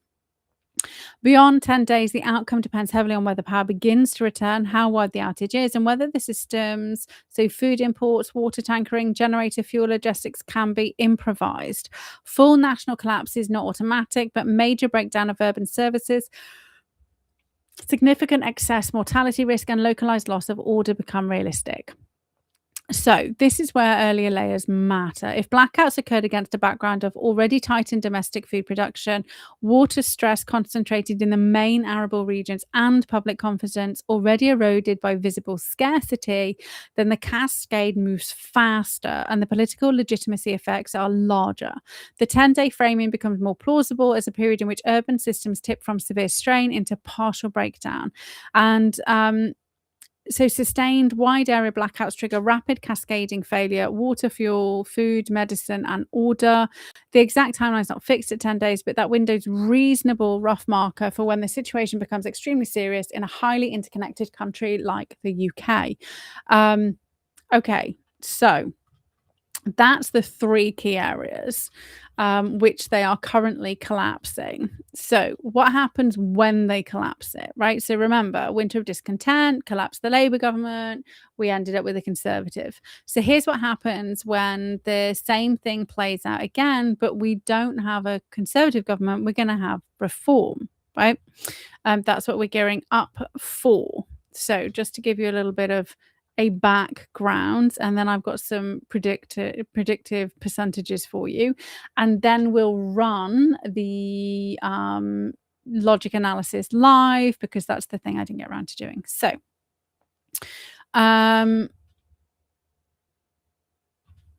we have to remember what major thing Reform want to do, that they keep pushing and pushing and pushing, and we keep pushing and pushing and pushing against, is removal of the Human Rights Act, right? But also mass deportations. And I'm not saying I want to keep the illegals here, right? I want to deport, but we don't need to get rid of the Human Rights Act, right? This is when we remove the Human Rights Act, it's not just the illegals who are now severely under threat from the state. So are we. And we already are. They're already like fucking locking us up left, right, and center for tweets and shit like that, right? So it's just the absolute cognitive dissonance for people to believe that we need to remove the Human Rights Act to do these things. And then they see the shit that's happening to, patriots, and they can't connect the dots that we don't need to remove the Human Rights Act. But this is okay.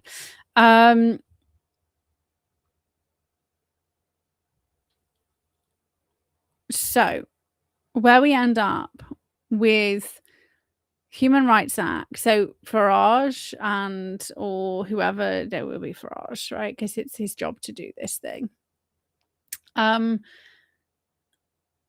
Whether he was compromised before or compromised after Brexit, I don't know.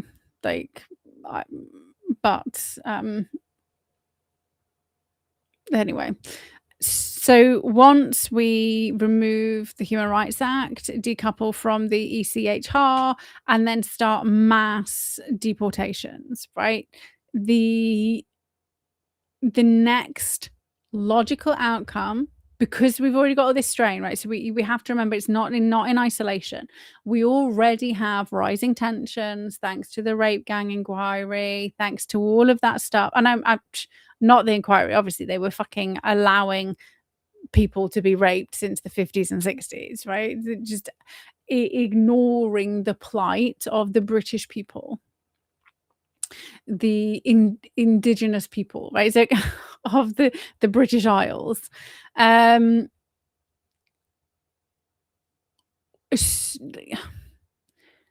have a logical trigger point.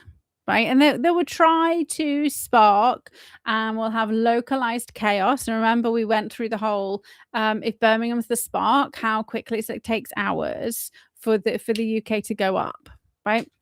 And I keep saying it won't be ours who start it. It will be the other side, and it will be a reactionary thing. So civil war is a downstream purposeful consequence rather than a random accident. This is my hypothesis that I led. This is what I opened this kind of session with Grok. That was like, okay, this is what's going on. This is what's going to happen. We'll have a general election. We will have Farage and control. Well, reform and control. We will have like civil war is the outcome. Remember, if we get so it's 26, 27. So it's the whenever they push it. What Burnham's going hard, right? So they are ramping things up. Like really ramping things up. So I asked Grok, like, what's the percentage chance of these three things in place? So electricity, food, water, general election, human rights removal, master portions, like nothing else, right? Just those things together. And to be fair, Grok gave me a definition. He's treating civil war as proper civil war, like not just disruption, like sustained, organized, multi-sided, internal armed conflict, not just riots, sporadic communal violence, or a serious disorder. So he's using the high bar in the academic literature, not just, it's not like scuffles on a street, it's like actual full-blown armed conflict.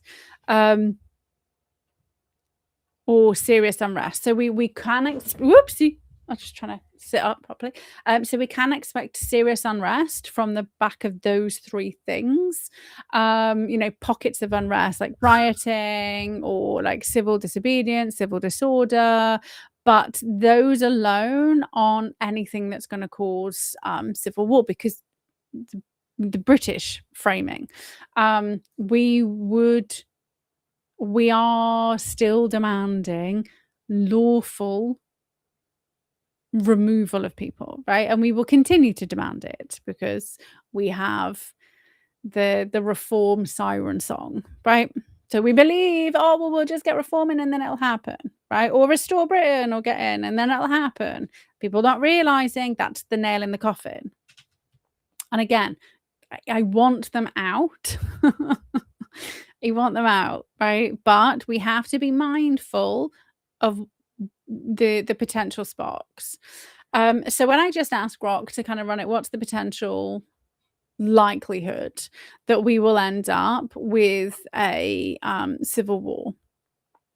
Current baseline, as it stands today, 15 to 25% for like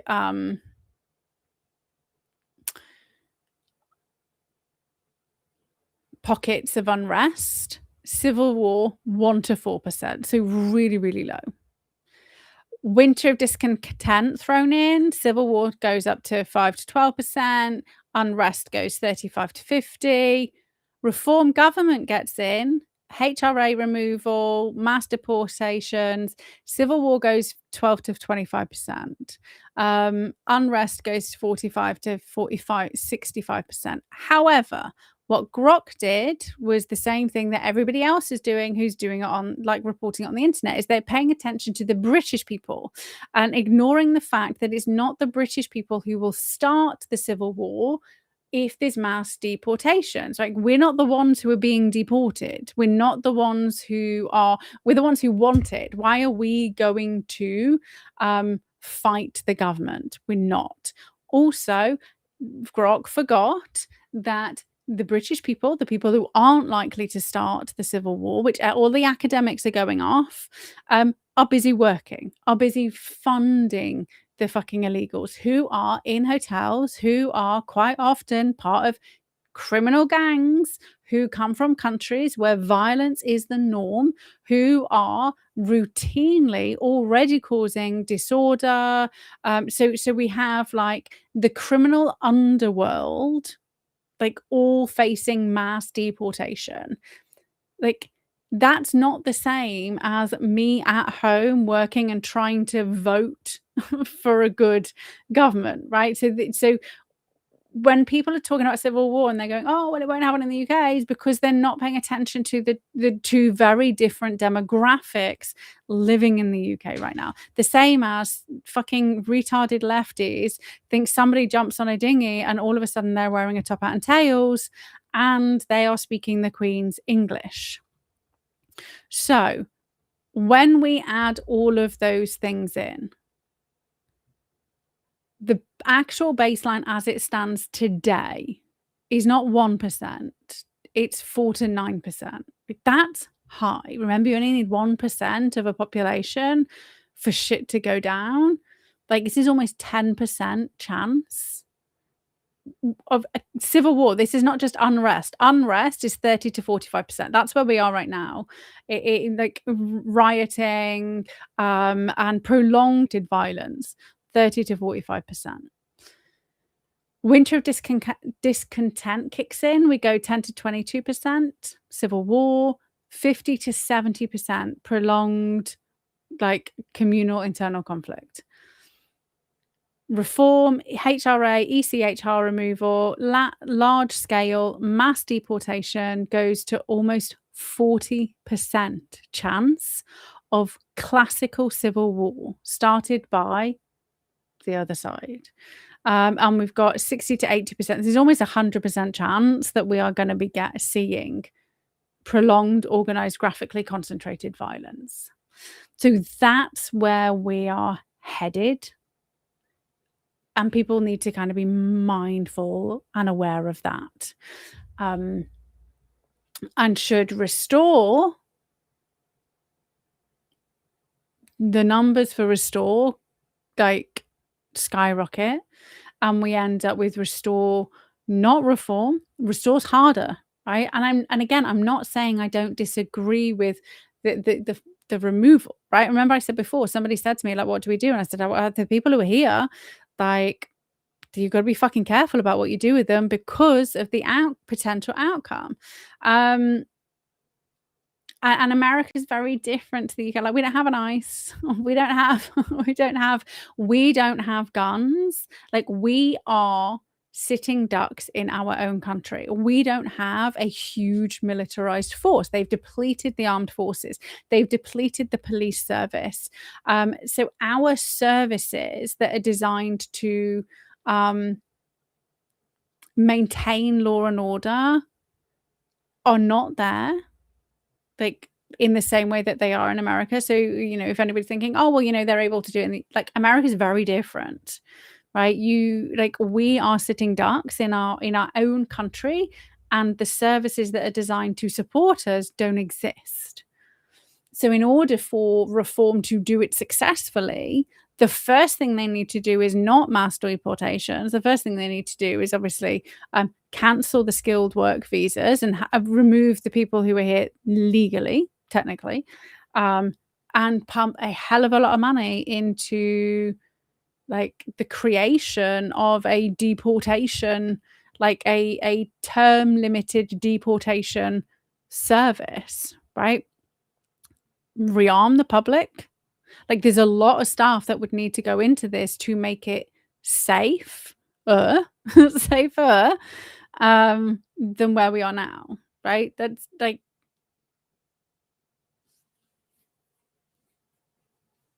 what do you do if you're speaking out? You just, if there's no Human Rights Act, you just, we're just troublemaker, arrest you, put you in prison. Like, I will go to prison because they will let a rapist out, right? So because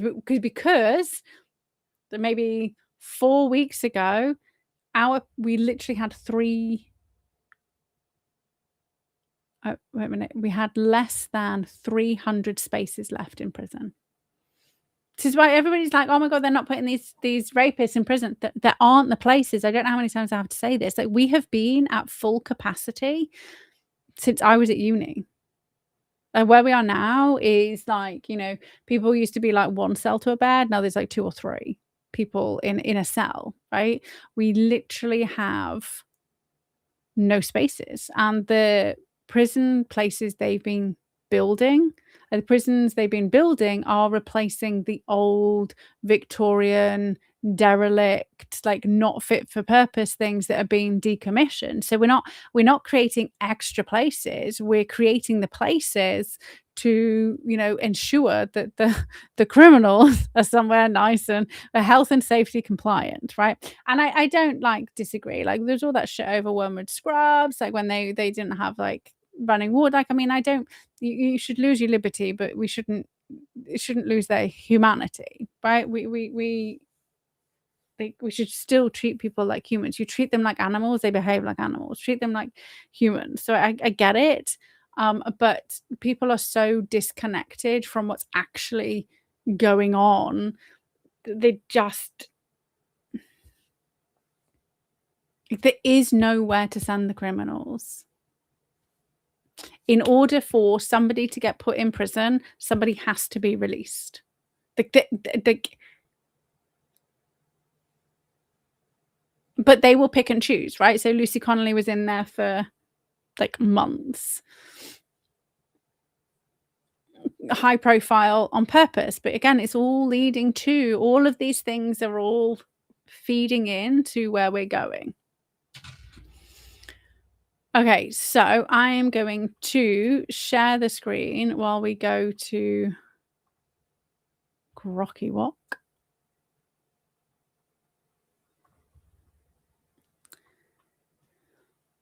But I mean, this isn't like it's all going to happen tomorrow, right? This is us being mindful. But we've got time, right? So what we know, right, was we now have time to force the reform government to consider all of these things, right? I don't know. Okay, so please switch to logic mode and we'll run the analysis. Shit, it's still almost 10 o'clock. 9 o'clock even. The main hypothesis: engineered food, water, energy crisis.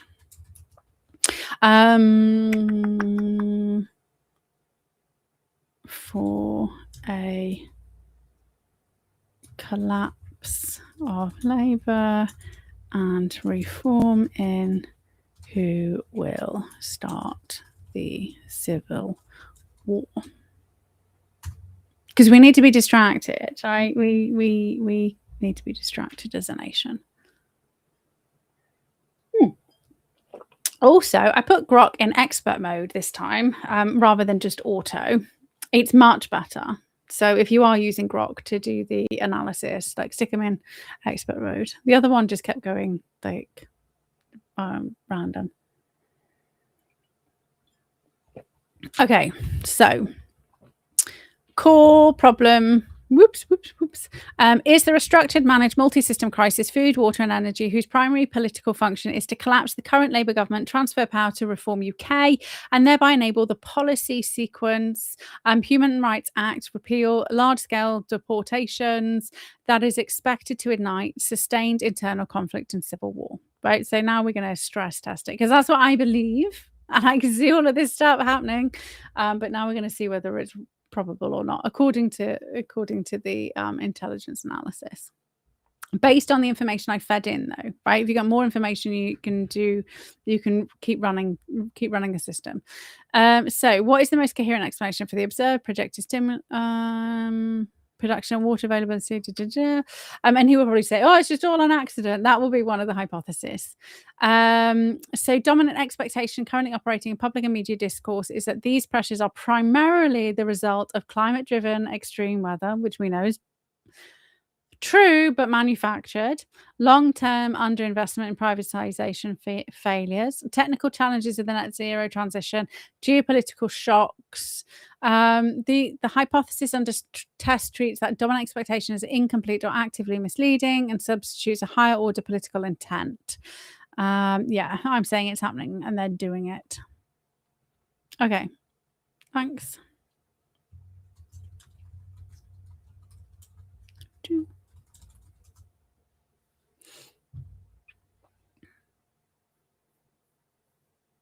So I haven't fed in anything about geoengineering. I haven't fed in anything with regards to the World Economic Forum plans. So this is just the probabilities that it's not a natural accidental occurrence, right?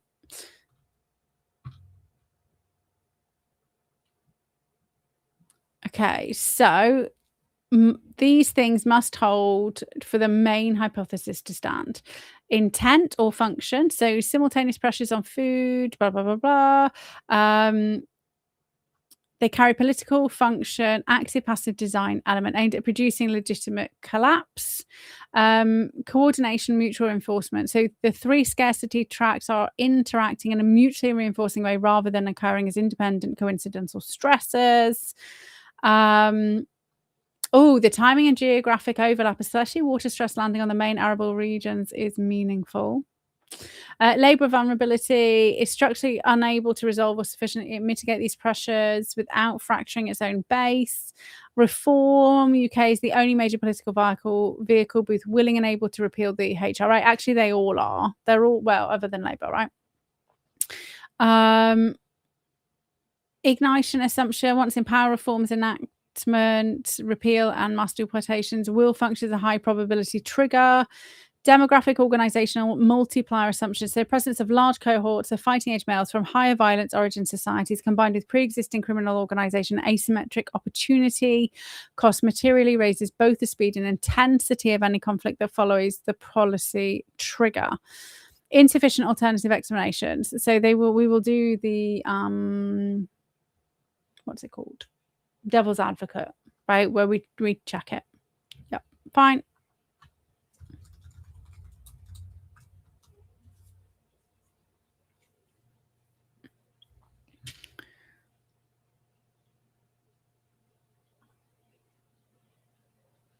Can I share the thing? I just thought I could always share the link, and then if you have Grok, I mean, you can get them for free. You can, like, it'll start from where we got up to, and then you can throw other things in and change stuff around.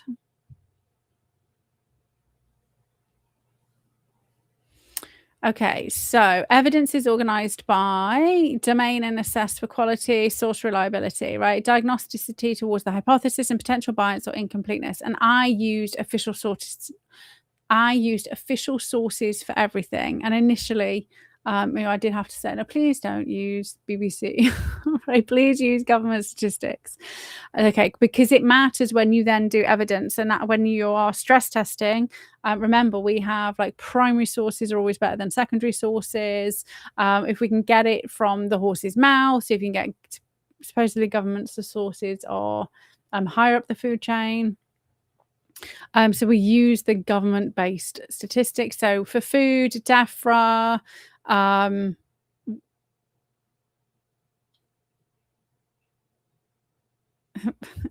weather is the dominant official explanation, right? So I think I might need to throw some geoengineering stuff in to find out. But I will do that afterwards, and I can give you an update next week to see what happens once I tinkered with it.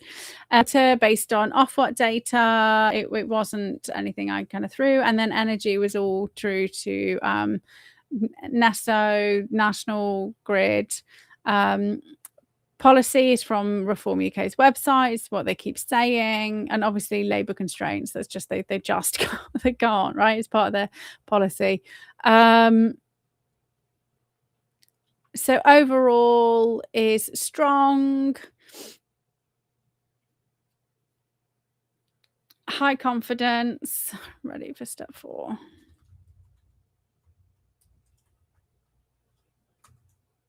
Oh, I think let's just throw in. No, I'll need to. It'll take me a while to kind of grab all this stuff I'd need for the geoengineering, because I don't think it's in any of these other threads. Ready for step 4. Please. Oh, I can't even remember. But we'll see whether he does the matrix right. If not, I'll fix it. I'll pull my shoulder. Oh.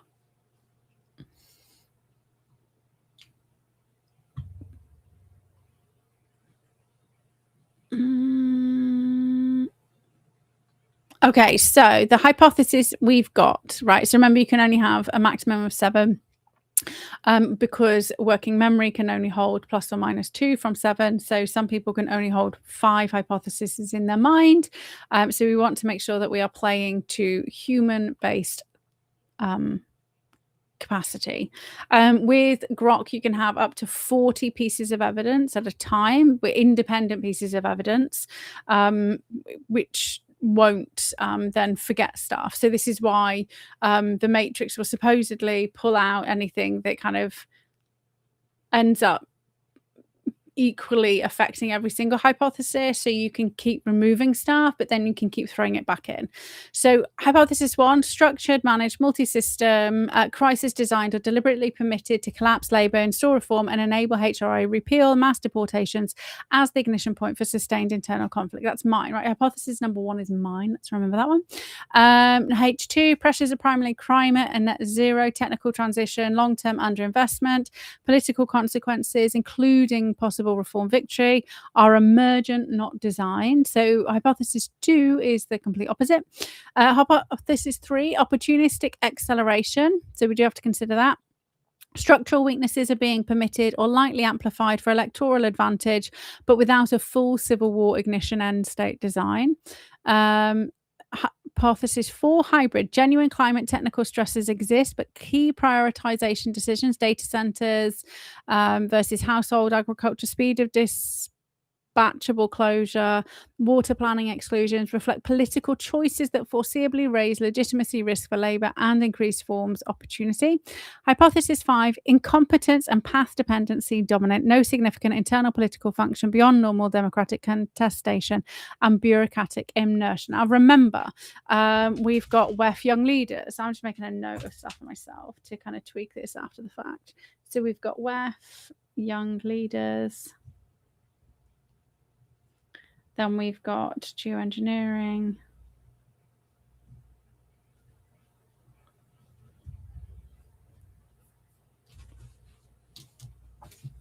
Oh, I might think other stuff is going. Okay, so no, please.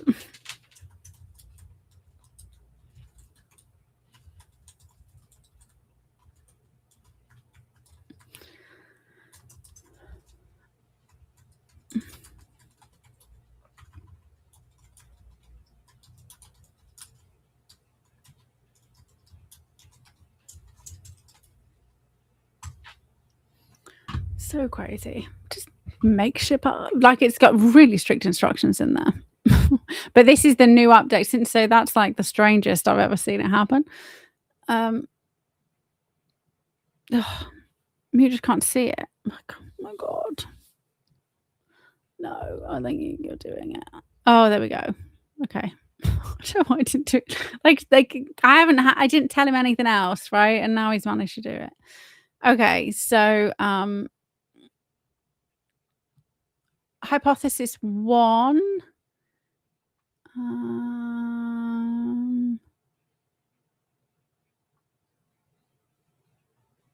Oops. Okay, so green, consistent expected, moderately diagnostic, red is highly diagnostic, and linchpins. I don't think we got any linchpins. No. But if I threw geoengineering and WEF in there, that would probably be a linchpin. Okay, so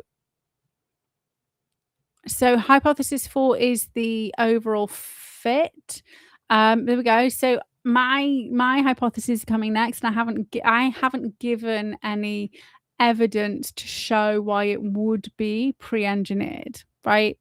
That was key. That's what I kept saying to you. Like, this is just we're just using official data to say, well, I think it's all kind of wrong. I think it's all purposely, but I haven't given him any evidence to suggest why it could be. And it's still coming up as number 2. Okay, so yeah, ready for step 5.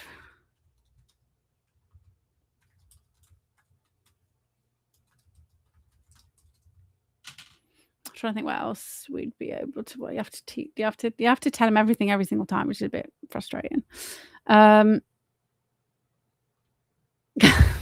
Yeah, it is. The main hypothesis is emotionally and narratively powerful, clear danger of overweighing the pattern. And yeah, okay, it's fine. Critical evidence test. Pardon me. Okay, so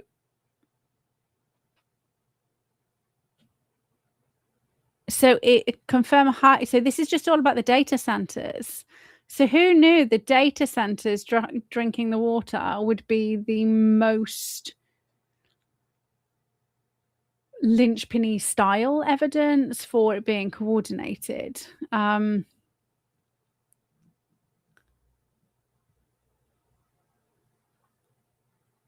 Oh, so we'd have to wait for reform to deport people to find out whether it was it was all like it was just predictive too far. Okay, so hypothesis 4 remains the most robust. Okay, so this is interesting. Climate, technical, incompetence, they don't hold weight. So that's interesting. Should we just okay,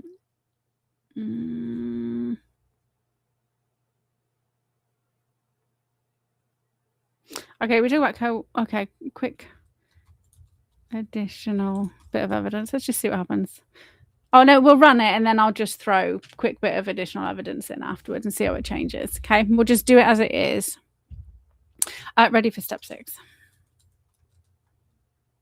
Because I'd like to know what it shows up as with no evidence of the control cabal, right? Which we know exists because we've already like proven it. Like, didn't we prove that last time? Oh, okay. So moderate to high.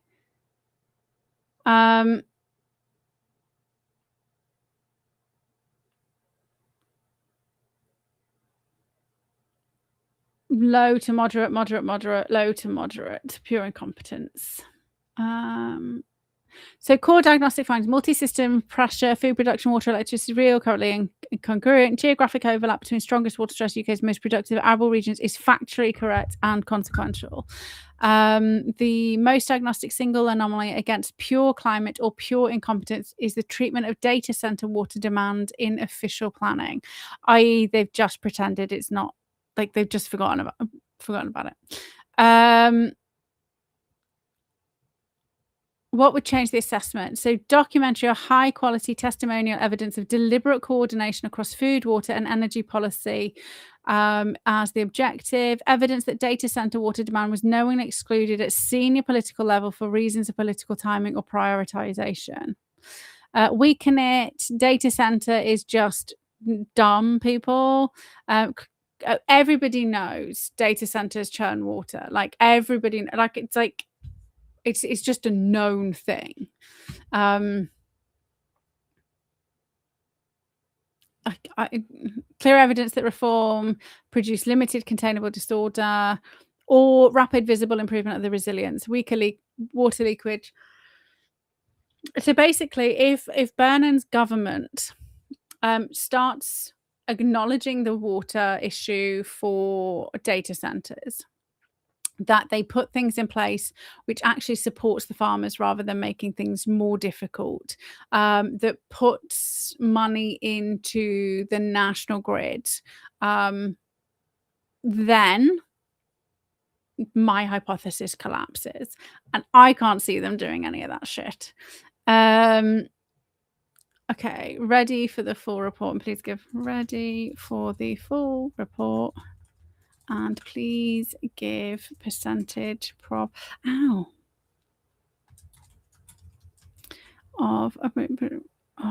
the hypothesis as well.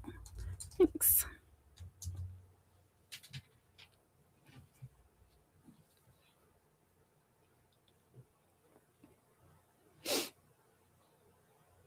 I need one of those like countdown timer things. Okay, so multi-system pressions contain significant political prioritization, functional competent beyond pure climate technical factors. 55 to 70% probability. But designed to collapse labor, install reform, and ignite civil conflict, 15 to 25%. That's still high. That's not an insignificant number.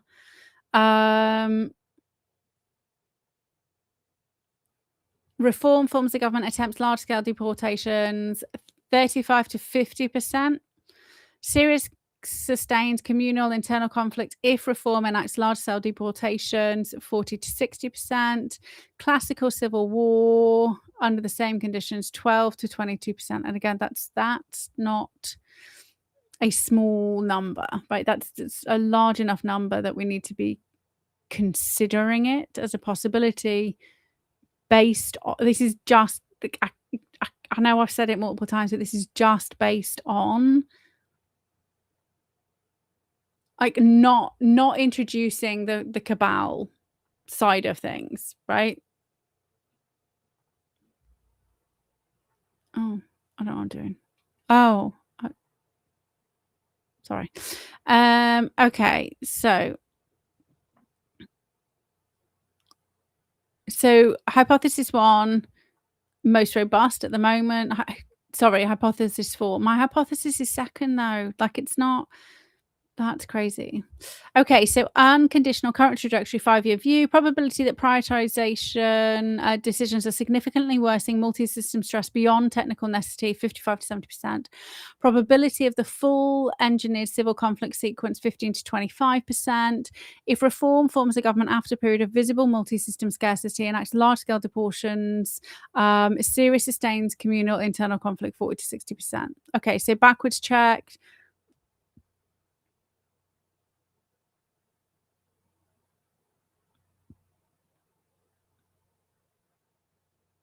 Okay, so working backwards from so basically this is like, now we're pretending that this has all happened. We now look to see what needed to happen in order for it to. Okay, so now we've teleported. I'm trying to explain it like better than I was just about to. We've teleported to a place where reform is in power. We are currently undergoing a civil war. What Grok's doing now is trying to see what needed to be in place that we've potentially missed in order for that to happen, right? So this is what I'm saying. So when we're being engineered and certain events are being amplified, this is what they're doing. It's the backwards check that enables them to kind of go, well, now that we're here, what needs to have happened? So like, this is literally just like sales. This is a sales tactic, is you have your offer, you know where the customer is, you have to figure out all of the things that they need to understand and know, all the beliefs they need, all of the potential experiences they need to go through in order to make your offer the only viable solution to their problem, right? So would we working backwards from a hypothetical future of serious internal conflict after a reform government, so would we necessarily require deliberate engineering of the preceding scarcities? No, that's pretty scary. A combination of real stresses, prioritization failures, electoral dynamics, and reform stated policy is sufficient. So we don't even need the water crisis, the food crisis, and the electricity crisis. Like, it's already a potential probability just by reform being in, HRI removed, and mass deportations. Does the current evidence uniquely require the full engineered hypothesis? No. The hybrid explanation accounts for the data with fewer extraordinary assumptions, which is fine. Okay, so near-term indicators, next 0 to 12 months. So clear evidence of senior level direction to exclude or deprioritize data center water demand for political reasons. Coordinated messaging or policy moves that simultaneously worsen food, water, and energy resilience while limiting mitigation, right? So are they going to make it worse? Nationalizing the water will make it worse. More policies to which harm higher earners and them leaving will make it worse, right? Because we will have less money. Coordinated messaging or policy moves that it's just that one, my apologies. Accelerated visible scarcity timed tightly to electoral cycles, right? So we'll watch out for the news cycle talking about food shortages. So we know electricity might cause, so next January, we might have blackouts based on everything today, right? We're predicting today. Food shortages should start to really start kicking in summer next year. So we'll see when they start telling us, right? Because they need to ramp up the fear. We need people to start panic buying, because that's then you have the knock-on effect. So what will lower? Hypothesis 1, rapid credible improvement in leakage reduction, grid inertia, forecasting capability, and agricultural resilience measures. Transparent integration of data center demand into water resource planning with mitigation. They won't do that. Next general election, timing and results, reform entry into government, speed of HRA. I mean, they said it'd be like one of the first things they do, right? First large-scale deportation operations. Okay, so this is telling me what if I can find these bits of evidence and intelligence, then we can run it again and it will be useful. So it's quite good because it tells you what you could use and need. So overall assessment as it stands today, the United Kingdom has experienced concurrent mutually reinforcing pressures on food production, water and electricity systems. These pressures have clear political consequences. Okay, so just to remind you, I haven't spoken, we haven't mentioned the grooming gangs. We haven't mentioned like anything outside of water, food, electricity, and reform getting in, right? Like in this isolated, teeny tiny little bubble, there's still a 12 to 25% of civil war. These pressures have clear political consequences. The most robust current explanation is that genuine stresses are being amplified by prioritization, my apologies, and institutional choices that increase the likelihood of Labour legitimacy failure and create space for reform. The further claim that this sequence is being deliberately engineered for the purpose of installing reform in order to ignite civil war is possible, but not the leading explanation on present evidence. It remains a live alternative that would require higher grade evidence of coordination and intent to become dominant. Reforms policy commitments create a realistic pathway to significantly elevated internal conflict risk if enacted after a period of material stress. Classical civil war remains a minority outcome. Serious sustained communal conflict is a more probable elevated risk. Okay, so when we take into account the whole young global leaders, WEF organization, UN SDGs push, which we signed up for, Paris Agreement, that people like voters don't want, but it's happening anyway. The geoengineering. Please don't tell me it doesn't happen. On the gov's own website. We had the RAF flooded parts of the UK in the 50s, and 30 plus people died.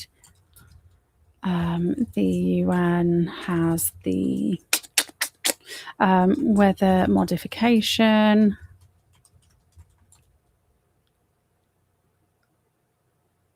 What's it called? Like a rule, a policy, legislation. I'll just put legislation in there, what I'm talking about. Off the back of Operation Popeye. So could easily be used. Normalize weather patterns and enable stable food, water, repeated downgrading of North Sea oil, so other more reliable energy, feeding into the more organized downfall by 2030 as planned by the UN and their no borders, like literal great replacement.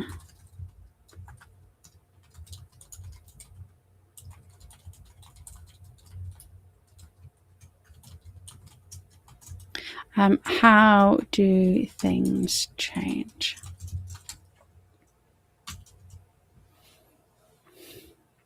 Because that's the thing, right? We know they geoengineer, so why didn't they just bring rain? Actually, it tried to rain 3 times last week, and then the aeroplanes came and the rain went away.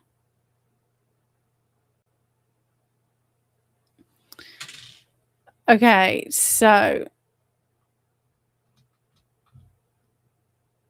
higher order. Okay, so WEF, Young Global Leaders, UN Sustainable Development Goals, Paris Agreement, geoengineering, systematic constraint of reliable domestic energy, endpoint linked to UN migration, no borders orientation. So verifiable institutional facts. The UK is formally committed to the Paris Agreement. WEF, Young Global Leaders, positions in politics, business and internal organisations. Weather modification research historically exist. North Sea oil, deliberately constrained. UN migration frameworks emphasise managed internal mobility and reduced barriers in various documents. Hey, Paul Janam. Yeah, so I know AI is so this is a specific created prompt to run CIA based analysis. So it's not yeah, I know. Oh, hey Po. Okay. Yeah, so we know, which is why we ran it first and then we throw the extra evidence in. Okay, so full engineered.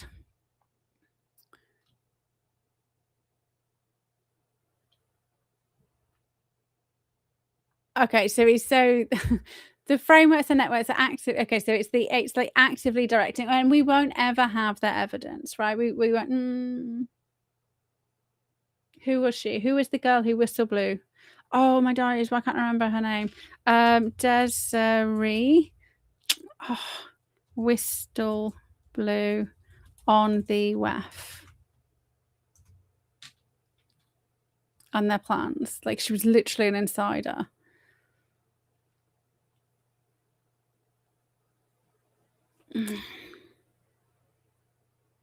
Shit, what was her name?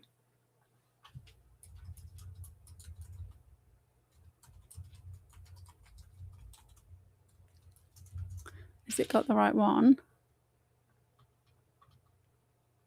Oh yeah, Fixler. Okay.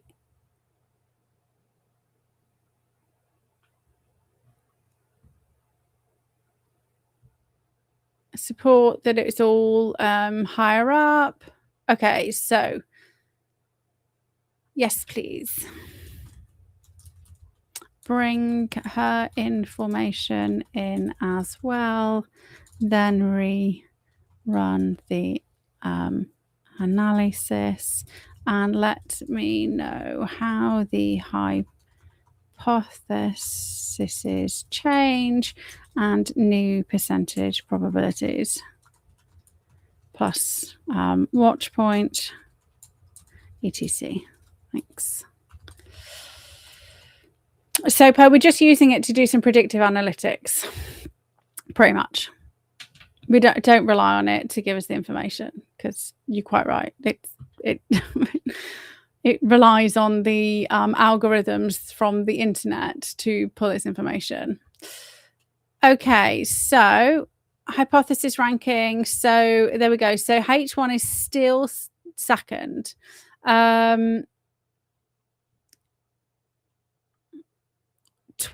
Okay, so multi-system pressures contain significant political institution network prioritization components, gone from 65 to 70 to 85. Full engineered sequence from 20 to 35 to 25 to 38. I mean, he hasn't moved very much, but we still moved. Reform forms government attempts large-scale deportations. That's gone up a bit. Serious sustained communal conflict has also gone up. And then civil war has gone to 30%. So all of those have also moved up. So we need credible evidence. This is why it just takes a while for him to kind of see. So because you have to remember, like, I've been actively involved in researching this sort of shit. Well, I started kind of looking into stuff in 2016 after kind of being involved in politics, but then like from 2020 onwards, so 6 years, and you amass a lot of information. You cross-reference it, you check CIA declassified files, government files, all of those things, and then you have to find it each time, right? So which is why I can be more certain than the evidence, but it's always interesting to see whether, even without all of the evidence you have, whether it's like even a thing, right? So credible evidence linking weather modification activity to observe UK food or water outcomes. But again, bearing in mind that we know the government is literally on their website. Remember they put it on their website and the BBC was still saying, oh, it's a conspiracy theory. And everyone's just like posting the government's webpage, being like, the government literally talking about it. So bearing in mind, they wanted to block out the sun. China said, what was it, 4 years ago? They said that they can make enough rain to cover all of China. Right, and they're doing some reforestation or whatever it was. So we have the capacity to normalize the weather, i.e., we would have like warm days, warm springs, enough rain. Like we could literally manufacture the weather so that we did not have water shortages, so that we didn't have electricity issues. If we're using solar, right, we could just manufacture wind in where we needed it, right? We can do all of those things, and they're not. So that should tell you everything you need to do. They're doing they're commissioning organizations to do the exact opposite. That in itself tells you that it's being manufactured. Testimonial evidence across food, water, energy, coordination, senior level confirmation that data center water demand was deliberately excluded from planning for political or network. So we might have to do an FOI. We might have to do some FOIs. Just delete things, right? And again, so it's the same stuff. So transparent integration of data center demand into water resource planning. This is what lowers it, right? Measurable rapid improvement in grid inertia, forecasting accuracy, leakage reduction. They're not doing any of that. Evidence that ESG net zero financial frameworks are being substantially revised or rolled back under political pressure. And they're not. 100% they do have their head up their ass. So, okay, well, what's the percent?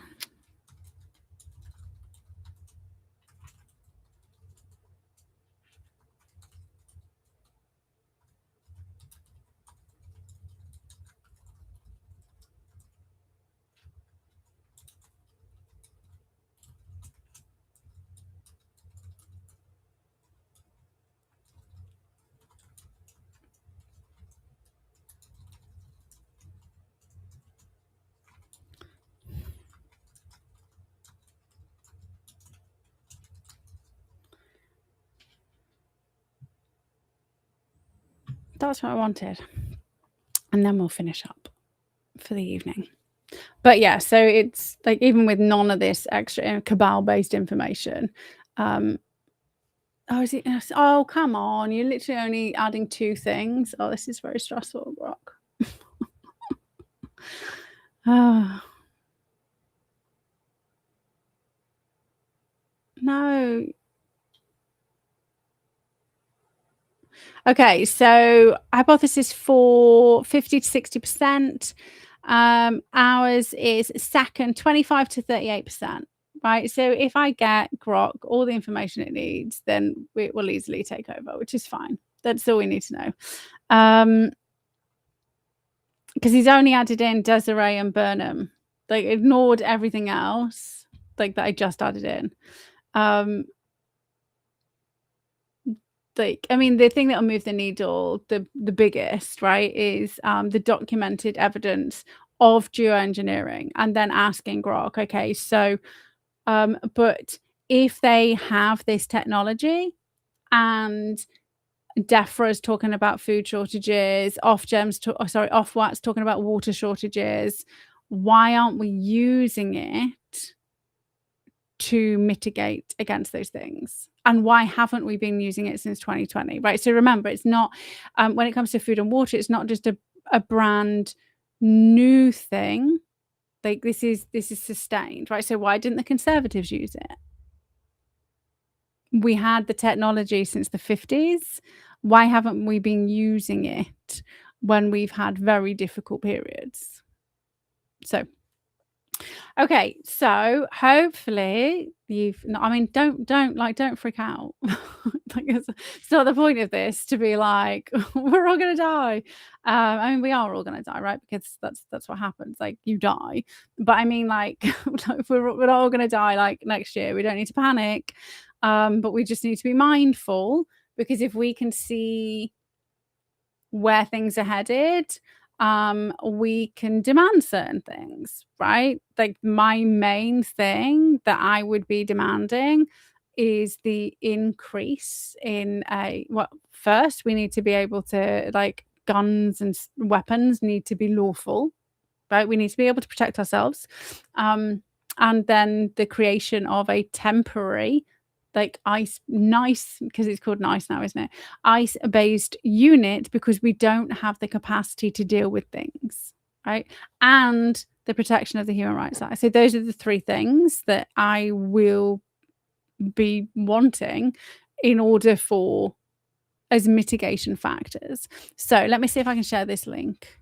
Yeah, I just have to remember that he's a bit.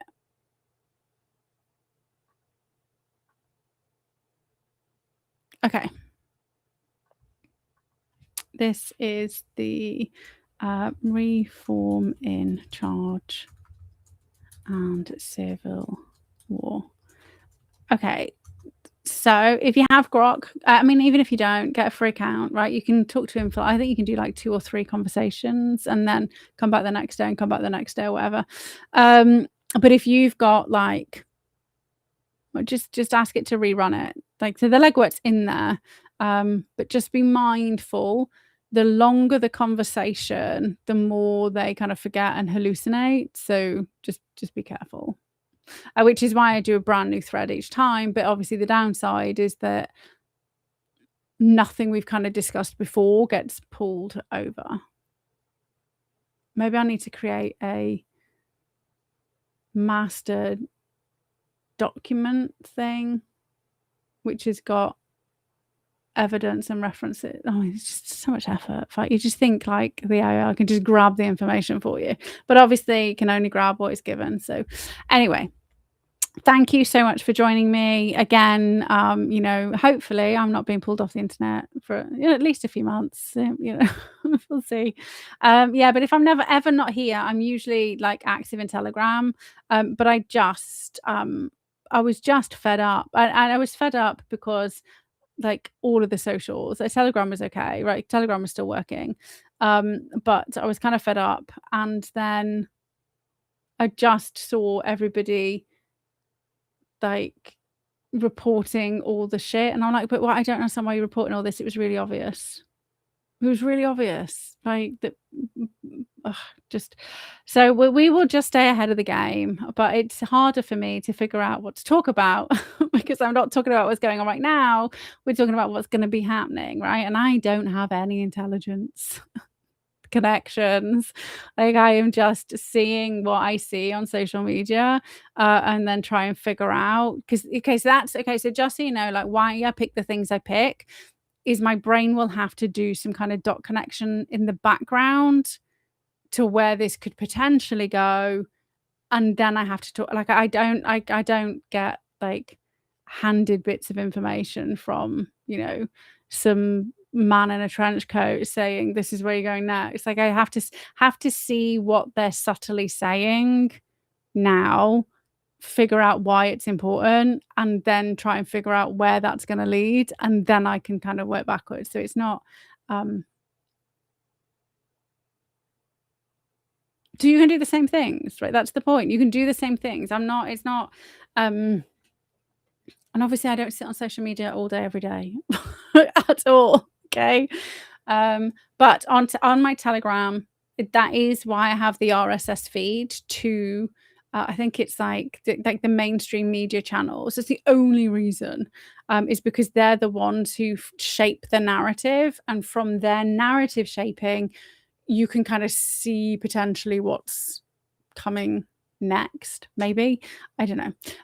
But thank you so much for joining me. If you are having local elections next year, do stand. I will figure out how to find some time to stand. I may end up just being a paper candidate, just see what happens. But I will probably definitely like kind of leaflet like my own local area. So I had 263 people vote for me last time. So maybe those people will, if I can find them, can help me this time. Who knows? Thank you so much, everybody. Have yourselves an amazing evening, and I will hopefully be back here next Monday. But if not, come find me on Telegram. Lots of love. See you then. Bye.